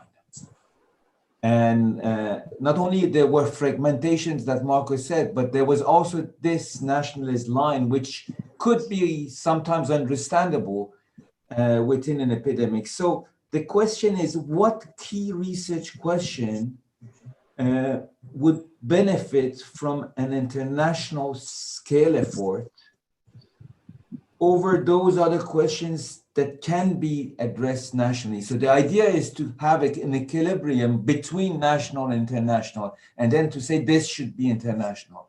So what do you think what are these research questions? Thanks, Sumaya. Thanks, Yazdan, and greetings to everyone, especially my fellow panelists, and congratulations to GloPID-R, to both of you, Yazdan, Charu, and the rest of the members of GloPID-R for really having pull this together. It was very interesting to hear the chairs present the summaries from the previous sessions, and each of them made excellent points, I think. And of course, Jeremy provided a really superb overview, I think, of where we are today. So just to reflect a little bit, Yazdan, on what you asked me, but also on what the previous speakers have said, including Marco, we've seen the ups and the downsides of this huge amount of research that's happened in COVID. I mean, it's absolutely fabulous. But then the downside is, of course, the variability in quality. And as Jeremy was saying, scientists jumping the gun, coming to conclusions, results by press conferences rather than by peer-reviewed publications, a lot of pressure on WHO and other agencies to act, sometimes based on press releases without us having seen the data. And I think in the area of clinical trials, we've probably had far too many clinical trials, the vast majority of which have not answered the question that they set out to answer, either because they were designed poorly or because they just couldn't enroll enough patients. And they, in fact, have confused, I think, people more than they have helped.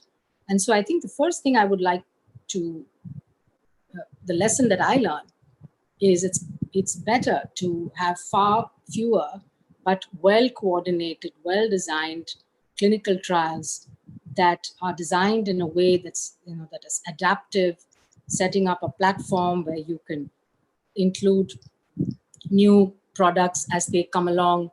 And that's where I think solidarity and recovery were mentioned as the two trials that perhaps have been able to answer the questions that they set out to.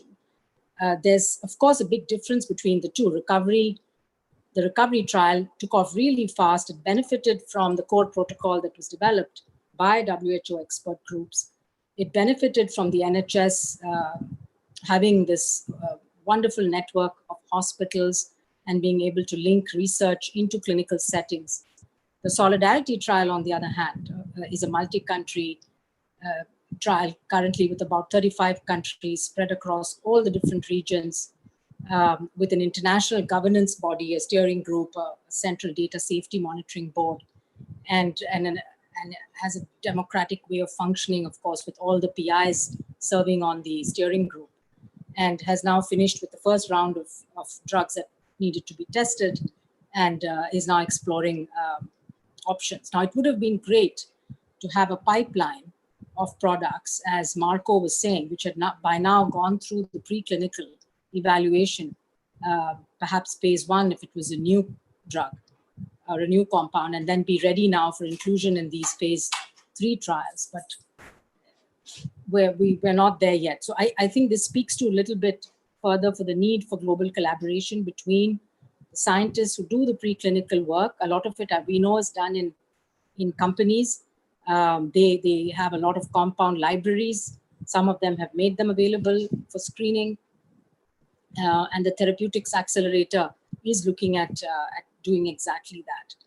The other question that I had for GloPID-R is, what has been your experience in the last few months of being able to coordinate yourselves on funding some of these large studies? Because I think the inputs that we had at the February meeting and were excellent, and the roadmap that we were able to come out with outlined all the priority research questions in many of the areas that we were hearing about just now. But I wonder if that was actually followed up by better coordinated funding to avoid the kind of fragmentation that we were talking about just now. And I hope that when we look ahead to address some of the questions, like the transmission questions that Marian presented, which needs a multidisciplinary expertise, it needs to be done in different settings. It needs very careful design, I think, to answer the kind of questions we'd like to answer. And it needs your epidemiologists, virologists, engineers to sit together and do that. And then I think this is a perfect example of a study that could be taken up in different countries and different settings, and perhaps funded by the network. So what I would like to see also for vaccine trials is this approach. Richard mentioned the solidarity trial for vaccines. The idea is really to get networks to come together and to form a consortium or a coalition of partners who would fund a multi-centric, multi-agent, multi-vaccine adaptive design in order to most efficiently and quickly answer the questions of efficacy and safety. We have a huge number of vaccine candidates coming through, which is wonderful. But if each one of them had to set up a trial of 30,000 people with placebo in different countries, you can imagine the complexity that's going to involve. And the main thing is, I think, the epidemiology and the way it's moved around the world. And the fact that many trials could not be completed because those countries ran out of patients. So my plea and my hope is that we can work, CEPI, WHO, and Gavi, form the vaccine pillar of the ACT accelerator, that we can work with GloPID-R in advancing vaccine trials in a way that actually puts into practice, I think, what everyone on this panel has been calling for. Thanks, Yazdan. Thanks, Sumaya, and thanks a lot for these excellent thoughts. And I think that you mentioned that whether GloPID-R has been able to coordinate fundings to try to avoid duplication. And I think that as all the things that have been done, we have had efforts. At some level, we have succeeded. At some level, we haven't succeeded. But I will keep what you said at the end. I think that if we can, with you, WHO, work even closer, because I think this epidemic, we work much better together. And if we can work even closer, I think we can even make more progress. And I think the 29 funders that are around the table, they are all willing to work more together and work more with WHO. And I think this is key, as you mentioned at the end. And again, thanks for your thoughts, but we will come back to you. So now, Jeffrey, my dear co-chair, what are your thoughts regarding the key research questions that would benefit from an international scale effort? Thanks. Yes. Yeah, thank you very much, Yazdan, and good afternoon or good morning to all the panelists. So this is an interesting question, and obviously, I think it depends on the context. And looking at the nature of the pandemic and the problems that we are facing at the moment, I would say what stands out for me is really the question of health technologies. I think we need to really do these trials, whether these are for treatment regimens or vaccine trials in different populations, because there is a benefit in doing that.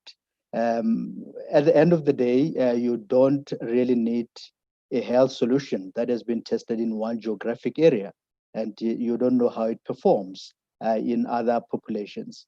So that for me is key, that we need to take into account that different countries or different regions in the world have got distinct health challenges, and as we test these future health technologies, we should take into account this diversity. Then we haven't answered a lot of questions, and for obvious reason, we're dealing with a new pathogen.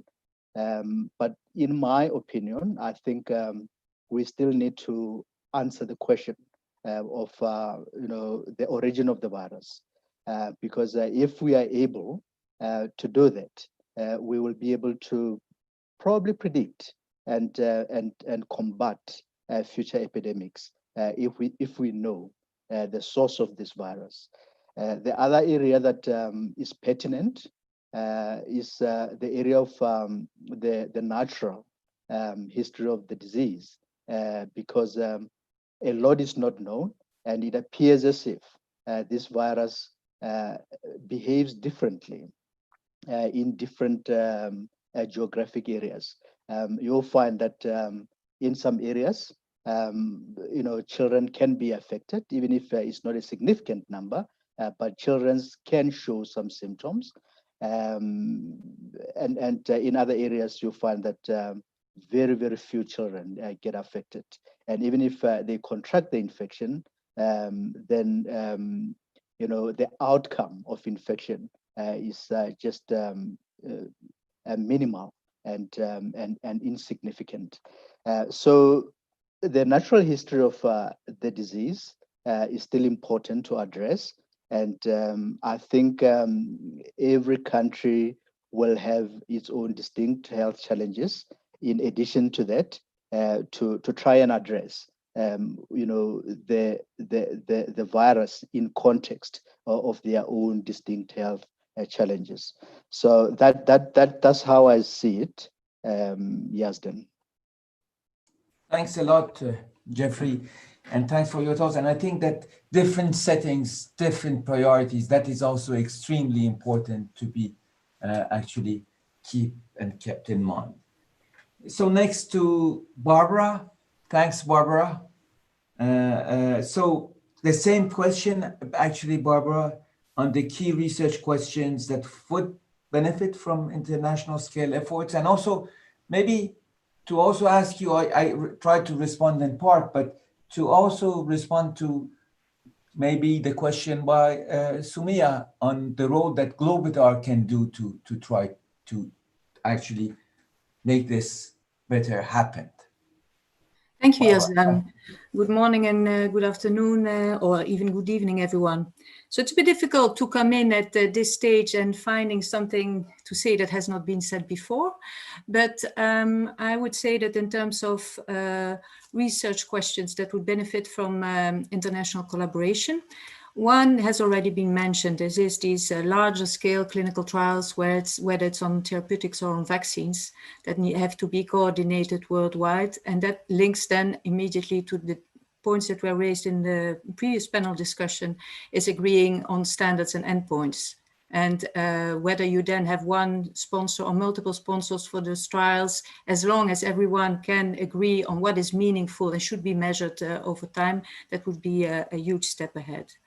But in addition to that, and that is maybe because of my public health background and bias, I think we need this large effort on understanding transmission and stopping transmission, because that's what we're facing now, we'll face for the next 6 months at least. And of course, vaccines are on the way, but I think the challenge lies in the fact, as was mentioned in the panel on transmission, that some of the answers need to be local and localized because the context is different, but you can learn from one another if you gather that evidence across the world and you do the kind of outbreak investigation where there's some basic agreement of what should be assessed to draw some meaningful conclusions. So I think there it's worthwhile investing more or in a more coordinated fashion.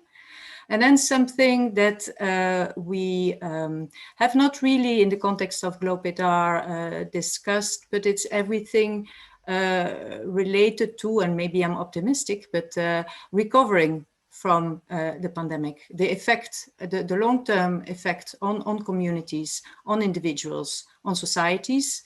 They're probably more in the field of social sciences research, maybe, that needs to take place. But there again, it's so important to be able to agree what would be important to measure, so that even if individual countries or regions fund that type of research, you can get some comparable data out of it. So yes, and on your question, what can GloPID-R do or has done and should do more or could do more? Certainly, of course, we work in close collaboration with WHO, and probably we can improve on that collaboration at more technical level, if you will. I think there are very different issues that some people would call cross-cutting issues, but they are really about these agreeing on standards where, or on data sharing methodology, or on data sharing platforms, or on issues to be investigated, that GloPID-R has started working on, and we could continue and should continue broadening this kind of agreement. I think, Marco, your reference to the ICMRA is really inspiring. Getting the community of regulators, not all of them may be present, but at least starting discussing. And I think in other areas, GloPID-R could facilitate that in collaboration with of course, the work WHO is already doing. And I just will echo what others have said previously. Soumya, you and your team and the global WHO team are facing incredible challenges, but because you're both on the science side and on the implementation side, and you need to move that all together up front. And then last point I wanted to make is I think the accelerate this whole international effort. There's a lot of more work to do, but it's a good start, and definitely, and maybe I'm too optimistic, an improvement from what happened, let's say, 9 years ago. So I'll leave it at that. Thanks a lot, Barbara. Thank you. And I think that you're right.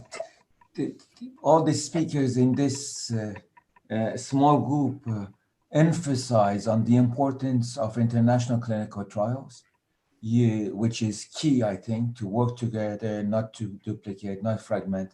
You bring the transmission into it, which I think a big issue, the post-COVID and the impact of the COVID. And I think these are key questions that we have to all work together on. So thanks again to three of us. I give back to Charu for the next set of questions. I just wanted to say that unfortunately, Michael Makanga has some technical issues and will not be in this set of questions. And sorry about that. Charu. Yeah, thank you, Yazdan. So I know behind the scenes, we're trying to connect Michael back. He was having some technical issues this morning. So we're trying to see if as soon as he comes back, we'll invite him to give some remarks. So I guess the next round of question is really from a very research perspective, and I'm asking two people who are best placed to give those thoughts. So Marian, I'll start with you to give some thoughts, and I know you've given some thoughts to this. What are the most important research issues that we should be focusing on from your perspective of where we are currently at? And I know that you're coming fresh off of the transmission session where this was a big discussion topic. So, so talk to us about a little bit about that. Yes, so as discussed there, so I think it's really encouraging to see what the investments in the whole blueprint and CEPI and GloPID has brought in terms of accelerating the vaccine research, some of the trial research. I think we lack a mechanism like that for the key transmission research questions. So there, what I see and what I think is critical is to invest there, because we cannot be sure that vaccines will be ready in a time frame that really will impact in the next year and maybe even longer. So I think there's a critical need for some essential evidence base in the transmission arena for some of the topics that are constantly being challenged. And finding a mechanism to do those essential studies in the session that I helped chair. Maria van Kerkhoven said, we don't need these studies everywhere. We just need a few extremely well-designed studies that address some essential questions. And then, so what happened with the work streams that Soumya helped put together, there has been a lot of discussion and good ideas, but then everyone splinters off in their own research funding corner. So the real integrated collaborative studies are very difficult to get done, and they should be done. They should be organized. Key questions, if you ask me, are on the one hand, are we not overseeing hidden circulation in some kind of evolving animal reservoir? Let's be sure that that's not happening. The battery of question about, is there going to be immunity? What does it look like? Do we need to worry about enhancement? What do the kids do? Some very well designed targeted studies there. And these key integrated embedded outbreak studies that bring in new partners, like the engineering side, the ventilation specialists, the building specialists, to help address some of those essential questions. That would be my answer here. And looking at the role of GloPID-R, well, as I say, I think it would be good to think about a mechanism that is like that. So there's the prioritization debate, and then there's SAPI when you talk about vaccines. I think it would be very worthwhile to think about some of that for some of the key evidence generating questions for the public health interventions, because we need public trust is going to be one of the key pillars of getting some handle on this pandemic circulation. And wherever there's lack of evidence and lack of confidence, that public trust is very difficult to build, aside from the social science aspects of it. But I leave that to Nina. So yeah, perfect transition. So Nina, we've seen, in this pandemic, social sciences and social behaviors have played such an important role. And to this date, we are completely reliant on that in terms of controlling the pandemic. So, same question to you, from your view, what are the most important areas in social sciences research that we should really be focusing on as we move forward at this point? Thanks, Charu, and it's a pleasure to be with you. I'm a social scientist, and so I would say it depends on who you are and where you are in the world and what are the key pressing issues in front of you. I think when it comes to social science, it is really one of those areas that localization and setting local priorities is absolutely key. I mean, having said that, of course, there are some broad areas that we should consider, and my background is public health and health services. And so I'm coming at it very much from that angle. And I think that research to strengthen the public health response at every stage of the pandemic is absolutely key. So Jeremy made a point around how things are changing, people are adjusting to the new normal, but those questions around how we engage with our populations and our communities to be our partners in following physical distancing, wearing face coverings, complying with hand hygiene, remain absolutely critical questions. But of course, we need to be thinking about the context in which people live, and we need to understand, what are the contextually and locally relevant, acceptable and accessible solutions for people. And we can learn an enormous amount from people working in the humanitarian sector, who of course are working with these kinds of challenges on a regular basis. Vaccines, I've been surprised at the lack of conversation around social and behavioral aspects related to vaccines. We really need to invest time and energy into preparing our populations to receive vaccines. I know there are groups working on that, but we need to accelerate those conversations, and we need broader conversations across disciplines around vaccines. We need to be talking about access with our populations, acceptability and uptake. The public have a role around vaccine uptake, and it's critical that we gain their trust and confidence. And we really need to be doing that groundwork now, doing the formative research, reaching into different social groups, understanding what they think, what they believe, what they need, where would they go, where would they feel comfortable to go to receive vaccines, and how can we at this stage be exchanging information about benefits, risks, and supply, and so on. I mean, another area, of course, relates to the secondary impacts, not only of COVID-19, but also of public health measures. We've talked a lot about this. We've talked a lot about the disproportionate, the uneven impacts of COVID-19 across many social groups across the world. I'm particularly interested in thinking about the impacts on health services and how we start to think beyond the COVID-19 health needs. You know, in many parts of the world, COVID-19 is just one of many health and humanitarian crises, in fact, that people are facing. And so we need to be adopting a much more integrated lens when we think about tackling the COVID-19 challenges.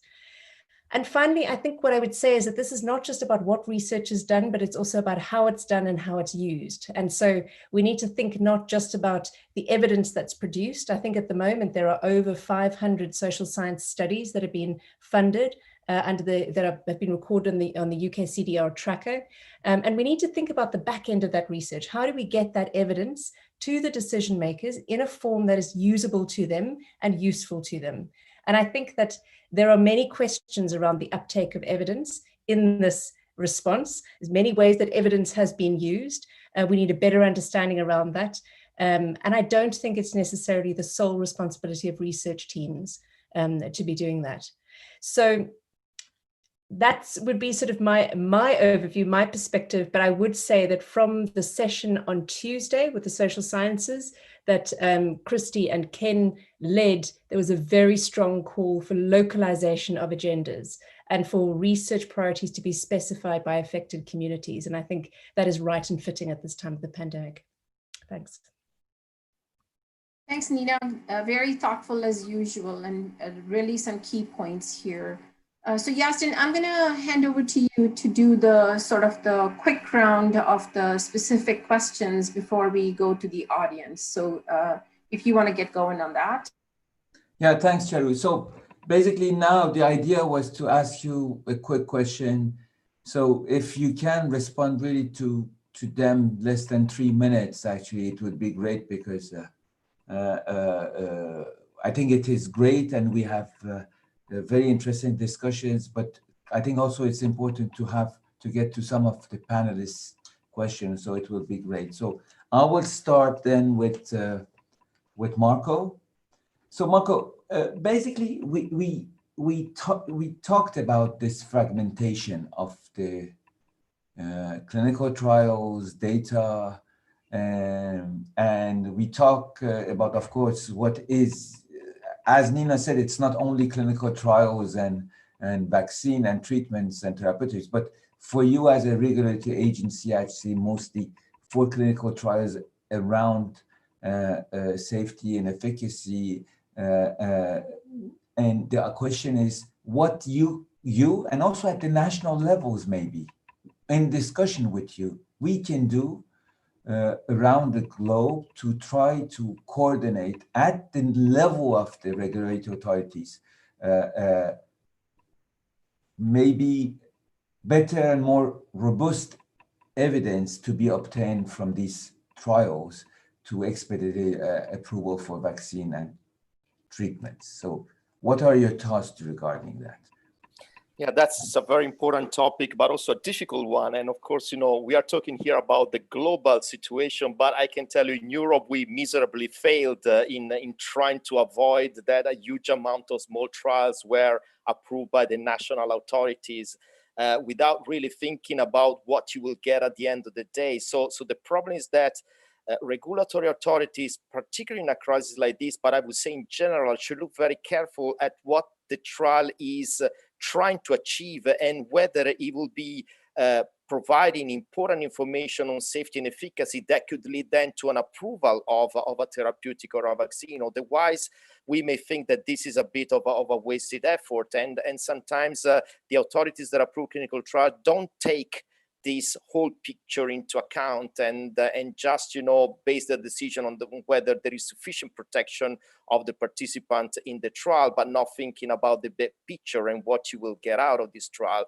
So we tried, at least in Europe, to bring together all the member states to make sure that we are more consistent and that decisions are really taken in the direction of only generating evidence that could lead then to a potential approval. But I think it's still a long way to go. Which means that we still have to work hard in making sure that in the future really the design of the study should be really looked with the perspective that we want this drug to be eventually approved if it proves to be successful, both in terms of efficacy and safety. And we need to expand this, of course, at global scale. One of the issues that came out here, as I said before, is that many of these trials were not sponsored by manufacturers, were not sponsored by the private sector. And you know, academic people are not used to talk to regulators, are not used to deal with what to really put into a trial and what you will get at the end of the day, because they will not be the one then coming for a potential market authorization. And we need to solve this issue. We need to think how we can do better. And in my view, the first thing is really to engage more between the researchers and the regulators so that there is a common understanding of what can be done. Because at the end of the day, what we want is the same thing. We want access to drugs and vaccines that are effective and safe. Thanks, Marco. And I really think, because Sumaya asked the question, I really think that this is an issue where cross-cutting issue, where maybe GloPID-R can play a role, because there is, and Barbara actually mentioned this, there is huge, I saw huge heterogeneity even between the European countries. And I think that EMA has also an important role to play for that. So I really think that we should identify this as something to really move faster and to less fragments. Charu, to you. Thank you, Yazdan. So the next question is for Jeremy. So Jeremy, you know, as a large head of a large philanthropic organization that has played really key role in global coordination, where do you think is the place for large philanthropic organizations like Wellcome or BMGF? And how do you see that coordinate with national funders? I know we've had some of these discussions during the GloPID-R co-chairs, you know, but your thoughts in the context of this pandemic, and how can we avoid some redundancies and, you know, have more synergies?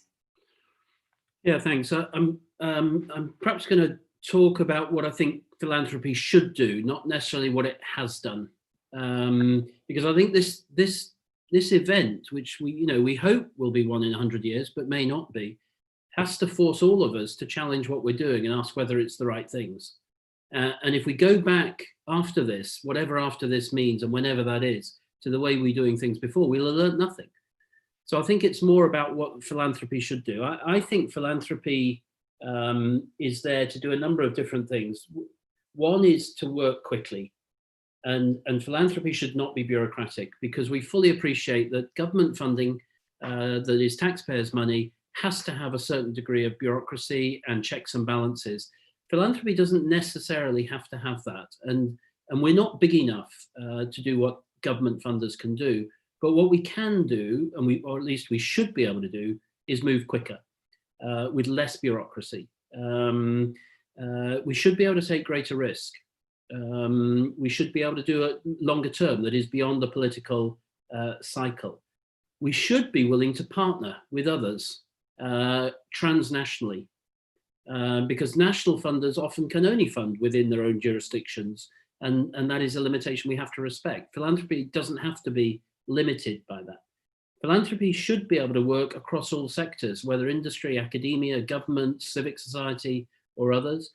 And academia, in my view, should be able to work across the sectors that we've heard of that are currently fragmented, and where it has an influence to try and break that fragmentation down in universities and academia and think forward, not backwards. And I think part of the role for this is to rethink public health. Marion mentioned the article that we were part of writing in November of last year. That lays out a view of what the future of public health is, and it includes social sciences, architecture, design, transport, and other things. And if we want that, we're going to have to break down the silos within academia and within industry. And that is something that perhaps philanthropy can pilot and can work towards doing to come out of this better than we went into it. Over. Thank you, Jeremy. As usual, good thoughts on what should and could do. You know, as national funders, many of us are thinking the same thing, what we are doing and what we could do that would improve and coordinate better. So Yazdan, I'm going to hand over to you for the next question. Yeah, thanks, Charu. So Nina, we have already talked about this, but to be more specific and maybe to put some more time. So this pandemic has happened in the digital area, where information is shared instantly, and Sumaya actually mentioned that, Marion during her talk mentioned that. Of course, this is good for information, but it's also misinformation. And I have been thinking to this all the time, I mean, all of us, I think, yeah? The good sides, the bad sides. Have you been within social science thinking of the best ways? Because all of us at night, when sleeping, we are saying how we can try to regulate this a little bit, to not have also, because I don't know how much is misinformation and how much is information. So have you tried to try to think about it, how to promote better, accurate information on this? Mm-hmm. Thanks, Nina. Yeah, thanks, Yazdan. Look, that's a great question. And I think when we came together in February to talk about what our research priorities might be at that stage, this was already a growing topic. And this was already something that we said there needed to be, a lot of attention on. And we do know a lot about how to promote good information, and we continue to learn a lot from many disciplines. And I think this really is an area where we need to come together in an interdisciplinary way.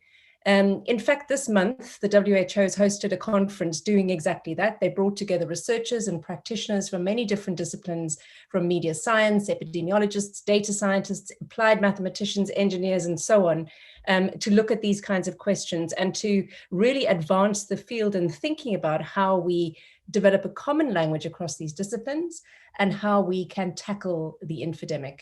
Now, from a behavioral science point of view, which is really my background, there is a lot that we know about promoting accurate information. We know the ingredients, but there is no recipe book, I'm afraid. So we know we need consistent, clear, and relevant messages. We know we need accessible messages where we think about the needs of the people that we're speaking with. We need to think about the social and political context of the people that we're speaking with. We need to use the right language. Semantics matter. The words that we use matter. But there are also social processes. So trust is important. Leadership is important. Leaders and influencers are important. Social values are important. People are sharing things on social media because they value social desirability, and they are wanting to express their identity and be part of an in-group, right? So we know these things, and there's a lot of emerging evidence from many different people who are working, quite in a very focused way on this. But I think we urgently need interventions, and we need ways to sort of disrupt these flows of misinformation. And there are interventions that are being developed looking specifically at ideas around, for example, developing digital literacy. And there are some sort of promising indications that these kinds of interventions can make a difference. So we're on the road. Watch the space. Many, many people are coming together working on this, and it's gathered really good momentum. Thanks a lot. But I really think this is a huge, I don't know around the world, but here in France, at least, I can see that something has been broken between scientists and the general population. And because of all this misinformation, and we really need to try to put a mean-term intervention. It should not be short-term, it should be mean-term information to try to impact this. Thanks, Nina. Charu. Thanks, Yazdan. So, Richard, can I ask you a little bit more about CEPI's partnerships? It's a great enterprise, fast-moving agency, public partnership, private partnerships, governments, COVAX. What is the plan, and do you actually think that the whole goal of equitable access around the world is actually going to be realized? What are the challenges that are there that once there's actually a vaccine in sight, people are going to stick to these plans? We are already seeing, some countries sort of go off on tangents. as soon as something looks efficacious. So what are your thoughts, and are you worried? Are there challenges? What are those? Well, I mean, of course, I'm worried. I think I've talked in other fora before about the challenge that the pandemic presents, absent mechanisms like COVAX to incentivize multilateral cooperative behavior. The challenge that the pandemic presents is, in my experience, the best real-world illustration of a prisoner's dilemma that I've ever seen, which is that countries left to themselves with the responsibilities that they have domestically to their own populations, pursuing a rational goal of serving the population that they serve, will collectively end up with a massively suboptimal outcome because of the nature of the problem that they are trying to defend against, which is an inherently transnational, inherently global problem. But if those countries that have the means use those means to protect their populations, it results in misallocation of vaccine, which leads to perpetuation of the pandemic, extra mortality, significantly extra mortality, millions of extra deaths probably, and a prolongation of the economic disruption. And the problem, having lived through this, serving in the Obama White House during the last pandemic, the problem is a structural problem within governments, which allocate tasks to domestic agencies, ministries of health that focus on domestic responsibilities and are single-minded about pursuing those responsibilities, and allocate other tasks in terms of international cooperation and collaboration, if that's even a governmental priority, to different parts of government. And those, the only place where those come together tend to be at the very top of the administration, where there often isn't a deep understanding certainly of this particular problem. And so an ability to think holistically about how to design solutions that would offset those internal tensions that produce vectors of governmental action that actually don't serve the purposes of the government or the people that they serve. So it is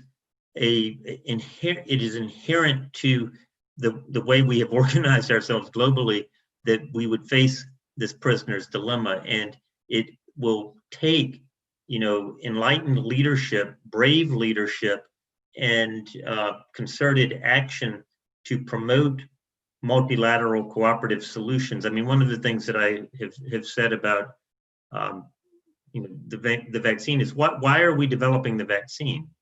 We are developing the vaccine to end the pandemic, and the pandemic is everywhere. And the pandemic, the impact of the pandemic is a result of the excess morbidity and mortality that it produces, the disruption of healthcare systems, and the cascading disruption of the economies, and then, as Jeremy has pointed out, which leads to geopolitical tensions. And so if governmental leaders will recognize that the reason we are developing vaccines is to end the pandemic, then the question becomes, as long as vaccine is a scarce resource, how do we allocate that vaccine to achieve the end for which we're developing the vaccine? And the only way to do that while the vaccine is a scarce resource is to manage it as a scarce resource and to target it to the populations who need it, and they're everywhere. And so I actually think that if you can walk governmental leaders through this, and we've been doing this with our presentations on COVAX, they actually understand that, and they can see that doing the right thing, doing the thing that is appealing from a humanitarian perspective, is also the efficient thing where ending the pandemic is concerned. But there's a chicken and an egg problem between setting up a system to do that and having people buy into that system and trust enough that that system will serve their needs to then take the actions and make the investments that would be required to result in equitable distribution of vaccine globally. So I am both extremely encouraged by the response that we've received. I mean, just over the last week, we have engaged in country consultations, and we had about 150 countries participate in those country consultations. And what we heard was enthusiasm, hard questions, but a desire to find a way forward. And now we need to take all of that input and see if we can come back and address the very reasonable questions that governments have. They have to balance their obligations to their domestic populations with their desires to work collaboratively to end the pandemic as quickly as possible. In terms of the CEPI partnerships, and I'll be brief here. I know I've run a little bit long. The CEPI partnerships that we have established are designed to create commitments and obligations from the companies that we are working with to working with the multilateral facility that we have been putting together with WHO and with Gavi under the ACT Accelerator. And the challenge that we have had, and where my biggest concern comes from, is that we have had to build this in real time during the pandemic and think through these problems in real time during the pandemic. And that has taken time, and securing the resources is taking time. And what we are now seeing is governments getting nervous, particularly as the first sets of data become available. And I think governments are very apt, because they aren't expert in vaccine development, to overinterpret phase 1 clinical trial results as suggesting, oh, here we have a successful vaccine, without understanding all the intermediate steps, including manufacturing and scaling up, and phase 3 clinical trials that need to be successfully conducted to demonstrate that you do have a vaccine. And so now you are beginning to see countries rushing to put in place agreements, which of course leads to anxiety and similar types of collective behavior on the part of other countries that have the means to do that, which is exactly what happened in 2009, and is exactly why 12 or 15 countries cornered the global market on vaccines in 2009 and led to the massive misallocation of vaccine in 2009. And I am very concerned that because we aren't quite at the point where countries are signing up to COVAX, I think it's coming very soon, but that we're behind where we should be. And there's a great potential over the next 6 to 8 weeks to, have things go in a direction that would not lead to the kind of equitable global access that we have been wanting to promote. Over. Thanks, Richard. Yeah, so lots of things to think about, and always this balance of domestic and national agenda with the more global and humanitarian need, and the importance of convincing so many people from so many political stripes that what's the right thing to do. So Yazdin, I'll hand you next to ask the next question. Yeah, thank you, Charu. So the next question is to Marian. So Marian, you have always telling us, and I completely agree, you are pushing us on the importance of transdisciplinary research and the fact that we should come out of the vertical way of doing things and to be much more horizontal. I completely I agree with you. Do you think that we have succeeded, or do you think that we haven't succeeded during this epidemic to do that? And if you can do that in 3 minutes, it will be great. Okay, short answer, no. Few exceptions. And I think, I have been thinking about this. I think the need for it is blatantly clear during this pandemic. It's everywhere. And it's fueling also the public debate by scientists, the engineering scientists that speak up because they don't agree with the decision making that's being made based on more the traditional way of looking at epidemic spread, things like that. So I think the need is clear. The mechanism is not yet in place. And I also think we have to be realistic that during what is a very disruptive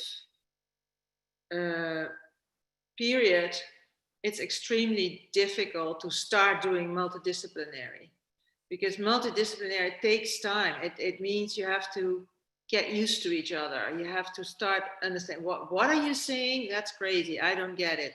I have the time to have those, to build those relationships. But having said that, I think essentially that you can force multidisciplinary collaboration a little bit by saying it has to be done multidisciplinary. You don't get funding if you do not have, you know, the proper composition of a team that you promise will be doing the research, that kind of thing. Because other than that, so this has been mentioned in many different evaluations, and then that dies off, and we are in the next outbreak, and we mention it again. But what we need is a mechanism in between. So, okay, so what then does that look like? Can we start doing that with just a few examples where the focus is on interdisciplinary experiments to see how to actually do this? Because it's very difficult. I've been involved in a 5-year European project saying something very simple. Okay, we see the NGS revolution. We think we need to capture that and see how it can be used for clinical, public health, and research applications. Everyone enthusiastic agreed. It took us years to understand what the other groups were saying. It took us years. And that's the kind, so it's a long-term process that needs a long-term vision and investment in the type of sort of integrated research that also has the speed that it needs when there is a crisis, when there's an outbreak. So that would be. No, thank you. And I think that you have been pushing this for a long time. This is something that we have tried to do, you know. We said that we should have this cross-cutting project within the epidemics, and I think you're right. We cannot become multidisciplinary in the middle of a crisis. So the problem is, I think that the experiments, and I'm glad that the discussion is there and the experiments are there, but the translation currently is mostly additional projects to coordinate efforts. So it's adding layers of meetings to people that are already very busy trying to get things addressed, rather than enabling the joined up thinking, working, figuring out what needs to be addressed. And I think it's very difficult, but trying to figure out a mechanism to stimulate that kind of work is still my top priority. Yeah, thank you, and thanks, Marion. Charu, Michael not being there, you want me to follow with Sumaya? Sure. Okay, so Sumaya, to come back to, you know, one of the topics that we have discussed here was transmission. And this is one of, and I think, again, what was presented on Monday on transmission, and the summary of which Marion and David actually presented, was quite surprising. We have the impression, of course, we have done a lot of progress in understanding SARS-CoV-2, but there are many things we have not been understanding, actually. And the infection is spreading, it has been said by Jeremy, at unprecedented levels right now. We have things like, you know, saying that it may be even with foodborne. Oh my God. And so what do you think from the WHO, what is the WHO advice for researchers and for public health on what we should focus to try to to stop transmission at this point? I know it's not an easy question, but I just want to have your feedback on that. Thanks, Sumaya. Thank you, Yazdan. It's not an easy question, and I think it will not be very easy to design the studies that are needed to actually answer the question, because what do governments want to know now? They want to know what works in the short term till we have a vaccine, until you can get enough people with immunity. Local governments are really struggling to know how to deal with this, and particularly in the low middle income countries where it's impossible to really implement physical distancing, and the kind of lockdowns that have been imposed at such enormous cost to people, increasing, Jeremy has pointed out that the collateral damage that has happened to livelihoods, to all the other health problems that people suffer from. I don't know, at the end, when we add up, I'm not sure that those won't be more than the mortality due to COVID. We just don't know, because we don't know what's happening and nobody's counting those other things. So I think we haven't touched on health systems issues at all. We've limited ourselves mostly to biomedical, but of course, I'm very happy that social science, and Nina gave a wonderful overview, and I think it intersects with some of the things that I'm saying, is about public health measures, which depend a lot on people's cooperation and behavior change in this case. And so there are things that governments do, and there are things that people need to do, and there are things that you have to do as communities, and you have to have things that encourage people to or enable them to follow those very strict restrictions and guidelines.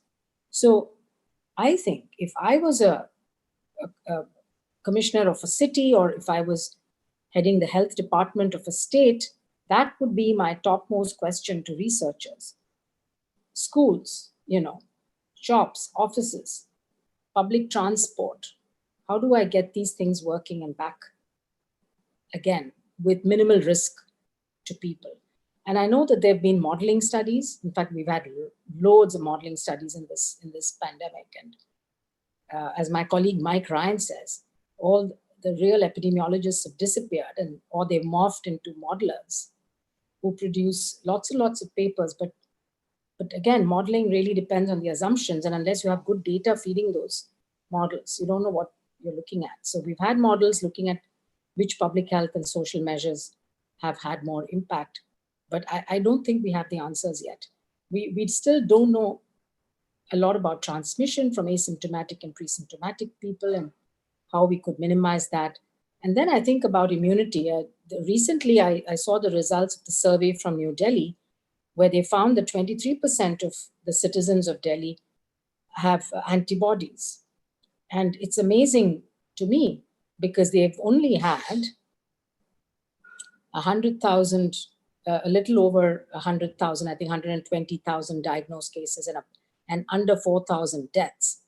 So if 5 million people in Delhi, because Delhi has a population of 20 million, are infected, and the mortality has been about 5,000.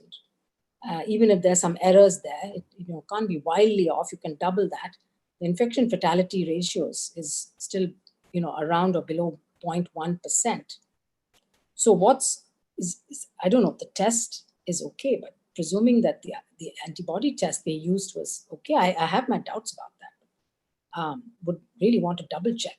But we've seen in other cities as well, about 10 to 12 times the number of people infected as those who were actually detected. And so I'd like to know a lot more about the epidemiology of this infection, and how it spreads. And then, of course, follow-up cohort studies, to look at immune responses. I think that's going to be so critical, including for vaccine development and vaccine rollout. So some really carefully done studies of follow-up of cohorts. And again, this would be ideal for a core protocol type approach, where different funders could fund the same protocol in different parts of the world. And then you could compare and contrast the environmental and social and economic factors and how those might be impacting on transmission in different places. And also this differences in mortality. I mean, I think this has been, I get asked this question all the time. Why is the mortality rate quite low in Asia? If you look at deaths per million, it's much, much lower than it's been in Europe and in the Americas. And is it human genetics? It's clearly not the virus, not that we know. You know, what else is it? I mean, it just can't be poor data alone, because it's impossible to really hide deaths on a scale if they were happening. So there could be some undercounting of deaths, but that can't be the only explanation. So I think these are things that I don't have answers for. And I hope that researchers are going to look at those. But I would like to end by saying the health system issues and how do you deliver primary healthcare? You talked about digital technologies. Do we really have best practices? Which countries have been able to continue delivering health services? Because the survey that WHO did showed that over 80% of countries that answered the survey had disruptions in most essential health services. And so to me, that's a really big worry. Thanks a lot, Sumia, and thanks again for your thoughtful and for your extremely important points. Charu, so I give you back the floor. Yeah, thanks, Yazdin. So I'm looking at the questions and I'm not seeing a whole lot of questions. We are also very tight on time. So keeping in mind that everybody's time is really precious, the coordinators are telling me that they will try to get answers to the audience questions, after the session. So I guess given that we have 15 minutes to go, we can start the final round of questions, which is basically a 1-minute sum up of, what for you is the answer to these couple of really key questions. So I guess I'll go back to Jeremy with this final thoughts on this for 1 minute. In your view, what is the best exit strategy from the current stage of the pandemic, Jeremy? And I know it's a difficult question, but we have some of the world's best leaders and thinkers, so we didn't want to just give you easy questions. Well, continued lockdown and physical distancing is not the exit strategy. It's not sustainable, it's not equitable. And so we have to think beyond that, and whether that will in the end be a combination of, yes, behavior change, yes, the critical importance of social sciences, enhanced public health, protecting healthcare workers. That hasn't been talked about very much, but was a debacle early in this pandemic and has to get better. And then ultimately accessible diagnostics, so we know what's going on, understanding the epidemiology, and critically interventions. Those are not just treatments in terms of specific drugs. They're also making sure we have oxygen, making sure we understand fluid replacement and all the things that are important, prevention as well as treatment, and also vaccines. And ultimately that will be our exit strategy. Thank you, Jeremy. Always succinct and to the point. So Marco, what are your thoughts? What do you think will be the best exit strategy from where we are currently in the pandemic? Yeah, I think. Can you hear me? Yes, so yes, I think it's multifactorial, but of course, if I have to, take one that would be particularly impactful, of course, the availability of safe, effective, and accessible vaccines will really be the one I would point out. Thank you, Marco. Very succinct. So, Jeffrey, what are your thoughts, especially from the point of view of, where South Africa and many of the global South countries are at this point? What, do you see an exit strategy, and what do you think will apply to the populations that, some of the things that Sumia said they're experiencing? Thank you. I can only add to what the other panelists have already mentioned. Definitely vaccines are important. but we don't know how this first generation vaccines will perform. So that's a big question mark, because if the efficacy may not necessarily be what we are looking for, so vaccines will just be part of the solution. And I think this is an important thing for governments to keep in mind, that vaccines may not necessarily be, the only solution. Perhaps we need to really emphasize the point of international collaboration, because we, as long as one country or one region is not safe, then the rest of the world is not safe. So researchers should continue to collaborate, and even political leadership should continue to collaborate across the world, so that whatever response the world will eventually implement is something that is a concerted effort. So that would be my thoughts. Thank you, Jeffrey. Really important point about global coordination and everybody understanding that without everybody on board, this pandemic is not going to end. So Marian, can I ask you for your thoughts, from your perspective? What do you think is the exit strategy? Your question was from the current stage, and my gut response was, I don't want to exit there, because that would mean we move into the next wave. But I think we need relentless effort to find ways to reduce through vaccination, through treatment, through interventions. That's the one arm.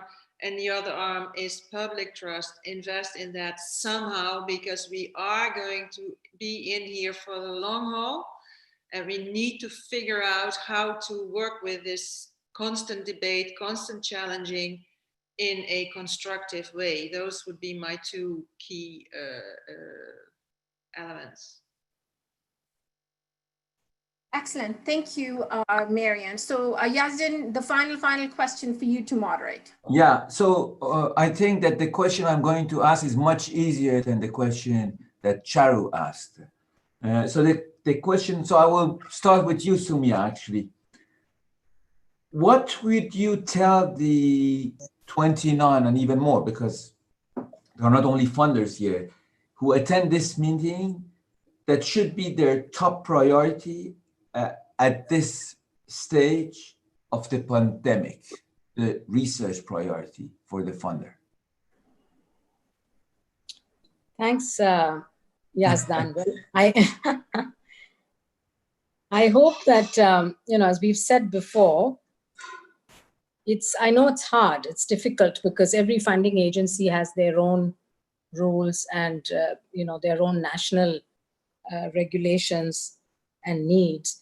But I hope that on a few key topics that the 29 agencies could come together and decide that they can invest in a coordinated manner, in a not pooling of resources, but using a common protocol, or deciding that a mega trial deserves funding from each of the agencies. It could be therapeutics or vaccines. It could be the development of a novel diagnostic and antigen detection.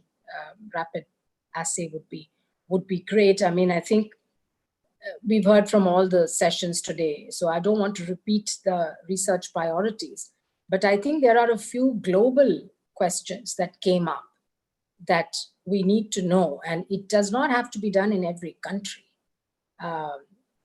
but it definitely needs quick answers. We do not want, a whole lot of poorly designed or small studies that don't answer the question till we finally get around to doing something the right way. So I really do think that even if it's 3 or 4 of the top priorities that have come out of all of these discussions, that there should be an effort for the GloPID-R network to jointly fund. And the second thing, of course, is that there are national priorities, there are contextual issues, there are things in countries that need answers for, and as I said, policymakers want some answers pretty quickly. And then one issue that I think was mentioned is about the data sharing. And we've made an effort to pool data, especially when we see a large number of small clinical trials. The only way then is to do meta-analyses, pooled analyses. So we've attempted to do that for dexamethasone, for hydroxychloroquine, lopinavir, ritonavir, because that's the only way to go ahead with treatment guidelines. But again, if you have a core protocol, if you have well-defined endpoints and well-defined clinical criteria, then it's much easier to pool data. But if every set of investigators is going to design their own data collection form, then of course it becomes impossible to try to pool at the end, and it's a huge amount of work. So again, the WHO did put out a lot of model protocols and case report forms, both for adults and children. I'm not sure children was mentioned at all, but I would like to say that there's been rather limited research on children. We know that there's mix, but the role of children in actually spreading the infection itself is another question. But the point I wanted to make is, again, common data collection forms which are pre-designed and agreed upon, and a data sharing, data pooling agreement between the 29 funders to enable this huge database. For example, I think unless you have the kind of database we have of genetic sequence data and GISAID, unless that's linked to clinical and epidemiological data, we can't answer some of these questions. And every other day you see a report from some corner of the world saying the virus has mutated, it's either become worse or less this thing, and this is why this place has less mortality, the other place has higher mortality. We don't have a global database that combines genetic data of the virus and the host and epi and clinical. And those require all of you, the 29 funders, to decide to do it. And I think that would be a huge gift that you could give the world right now. Thanks. Thanks a lot, Maya, for that. Nina? I don't know if Nina, do you hear us? Hi, yes, and Yeah. yes. Thank you. So I think I would like to make two reflections, and one of these sort of came up really in our discussions on Tuesday, and that is not to focus only on COVID-19, that we need to think about this as our new normal, that there are many other research programs. I think about TB programs, HIV, chronic condition programs, cancer, and so on, that we need to find a way of accommodating and restarting these other research priorities in a context of COVID. So I think that was something that came through on Tuesday, and I'd like to sort of just raise that at this stage. For me, the second question has to do with knowledge mobilization and how we really make sure that out of these 500 plus social science studies, we can find a way of channeling that evidence to where it needs to get to. And I really want to thank the GloPID-R Social Science Funders Forum, because we are already having those conversations, around the funded portfolios, and how do we then work together to make sure that we can bring that evidence to where it needs to get to. So I'm going to end there. Thank you. Thanks, Nina. Richard, if possible, less than 1 minute, because we want to finish on time. Okay. Thank you. Very quickly, I'm going to reframe the question slightly. We often think about research priorities in terms of their instrumentality to achieving an end. And by what I'm going to say, I'm not meaning to discourage the instrumental research at all, but I would encourage the research funding bodies to also think about the window of opportunity that the current moment presents and the kinds of research that can only be done in an environment like this. These are very rare. In 2005, 2006, when we were thinking about non-pharmaceutical interventions and how to combine them, we only had one historical example to look at, which was the events in 1918. This is a unique moment in terms of studying transmission, epidemiology, social science, behavioral science across the board. And there are things that we can only gather information on while we are in the midst of this. And we do need to prioritize those things that we will have known and understood, and do those things now while we have the opportunity, and not to miss that opportunity. Thanks a lot, Richard. Thanks for your response and for your comment. Barbara? Sorry. Yes, I wanted to say to make 2 points. So in terms of advice or orientations for the GloPID-R funders. One, in terms of new investments to be made, indeed look at the UK tracker that has set up where the priorities are set against the blueprint, but also look beyond that to what came out of the last 4 sessions.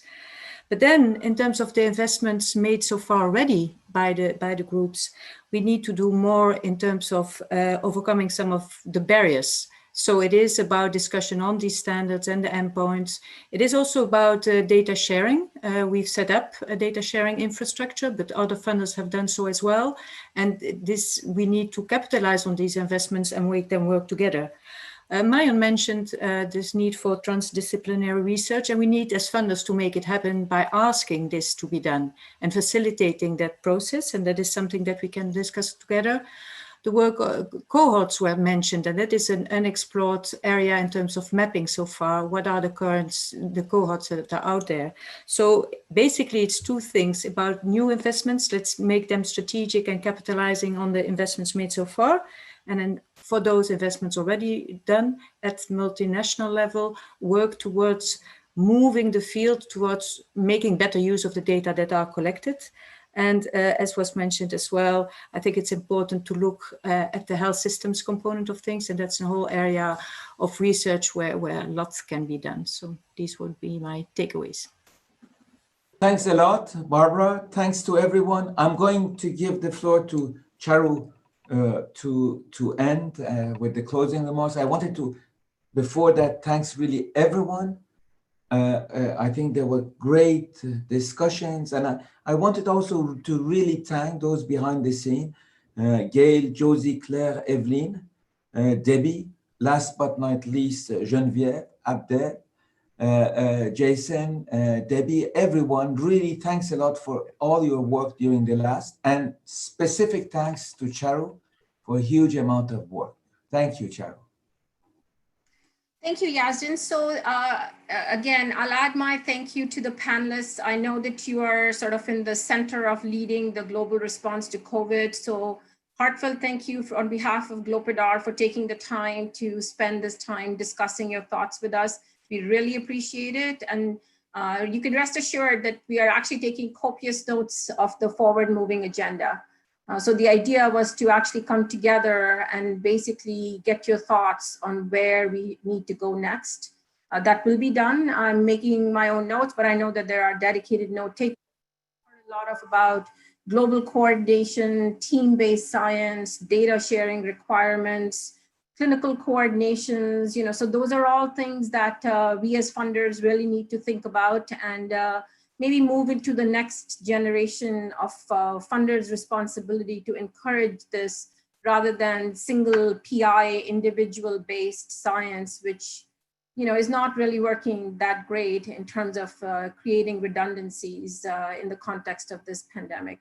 So thank you all, and apologies to the audience for not attending to all the questions that were there, but rest assured we will be handling those questions as well. So thank you again, and hopefully we will have a good agenda coming out of this. Thanks, everybody.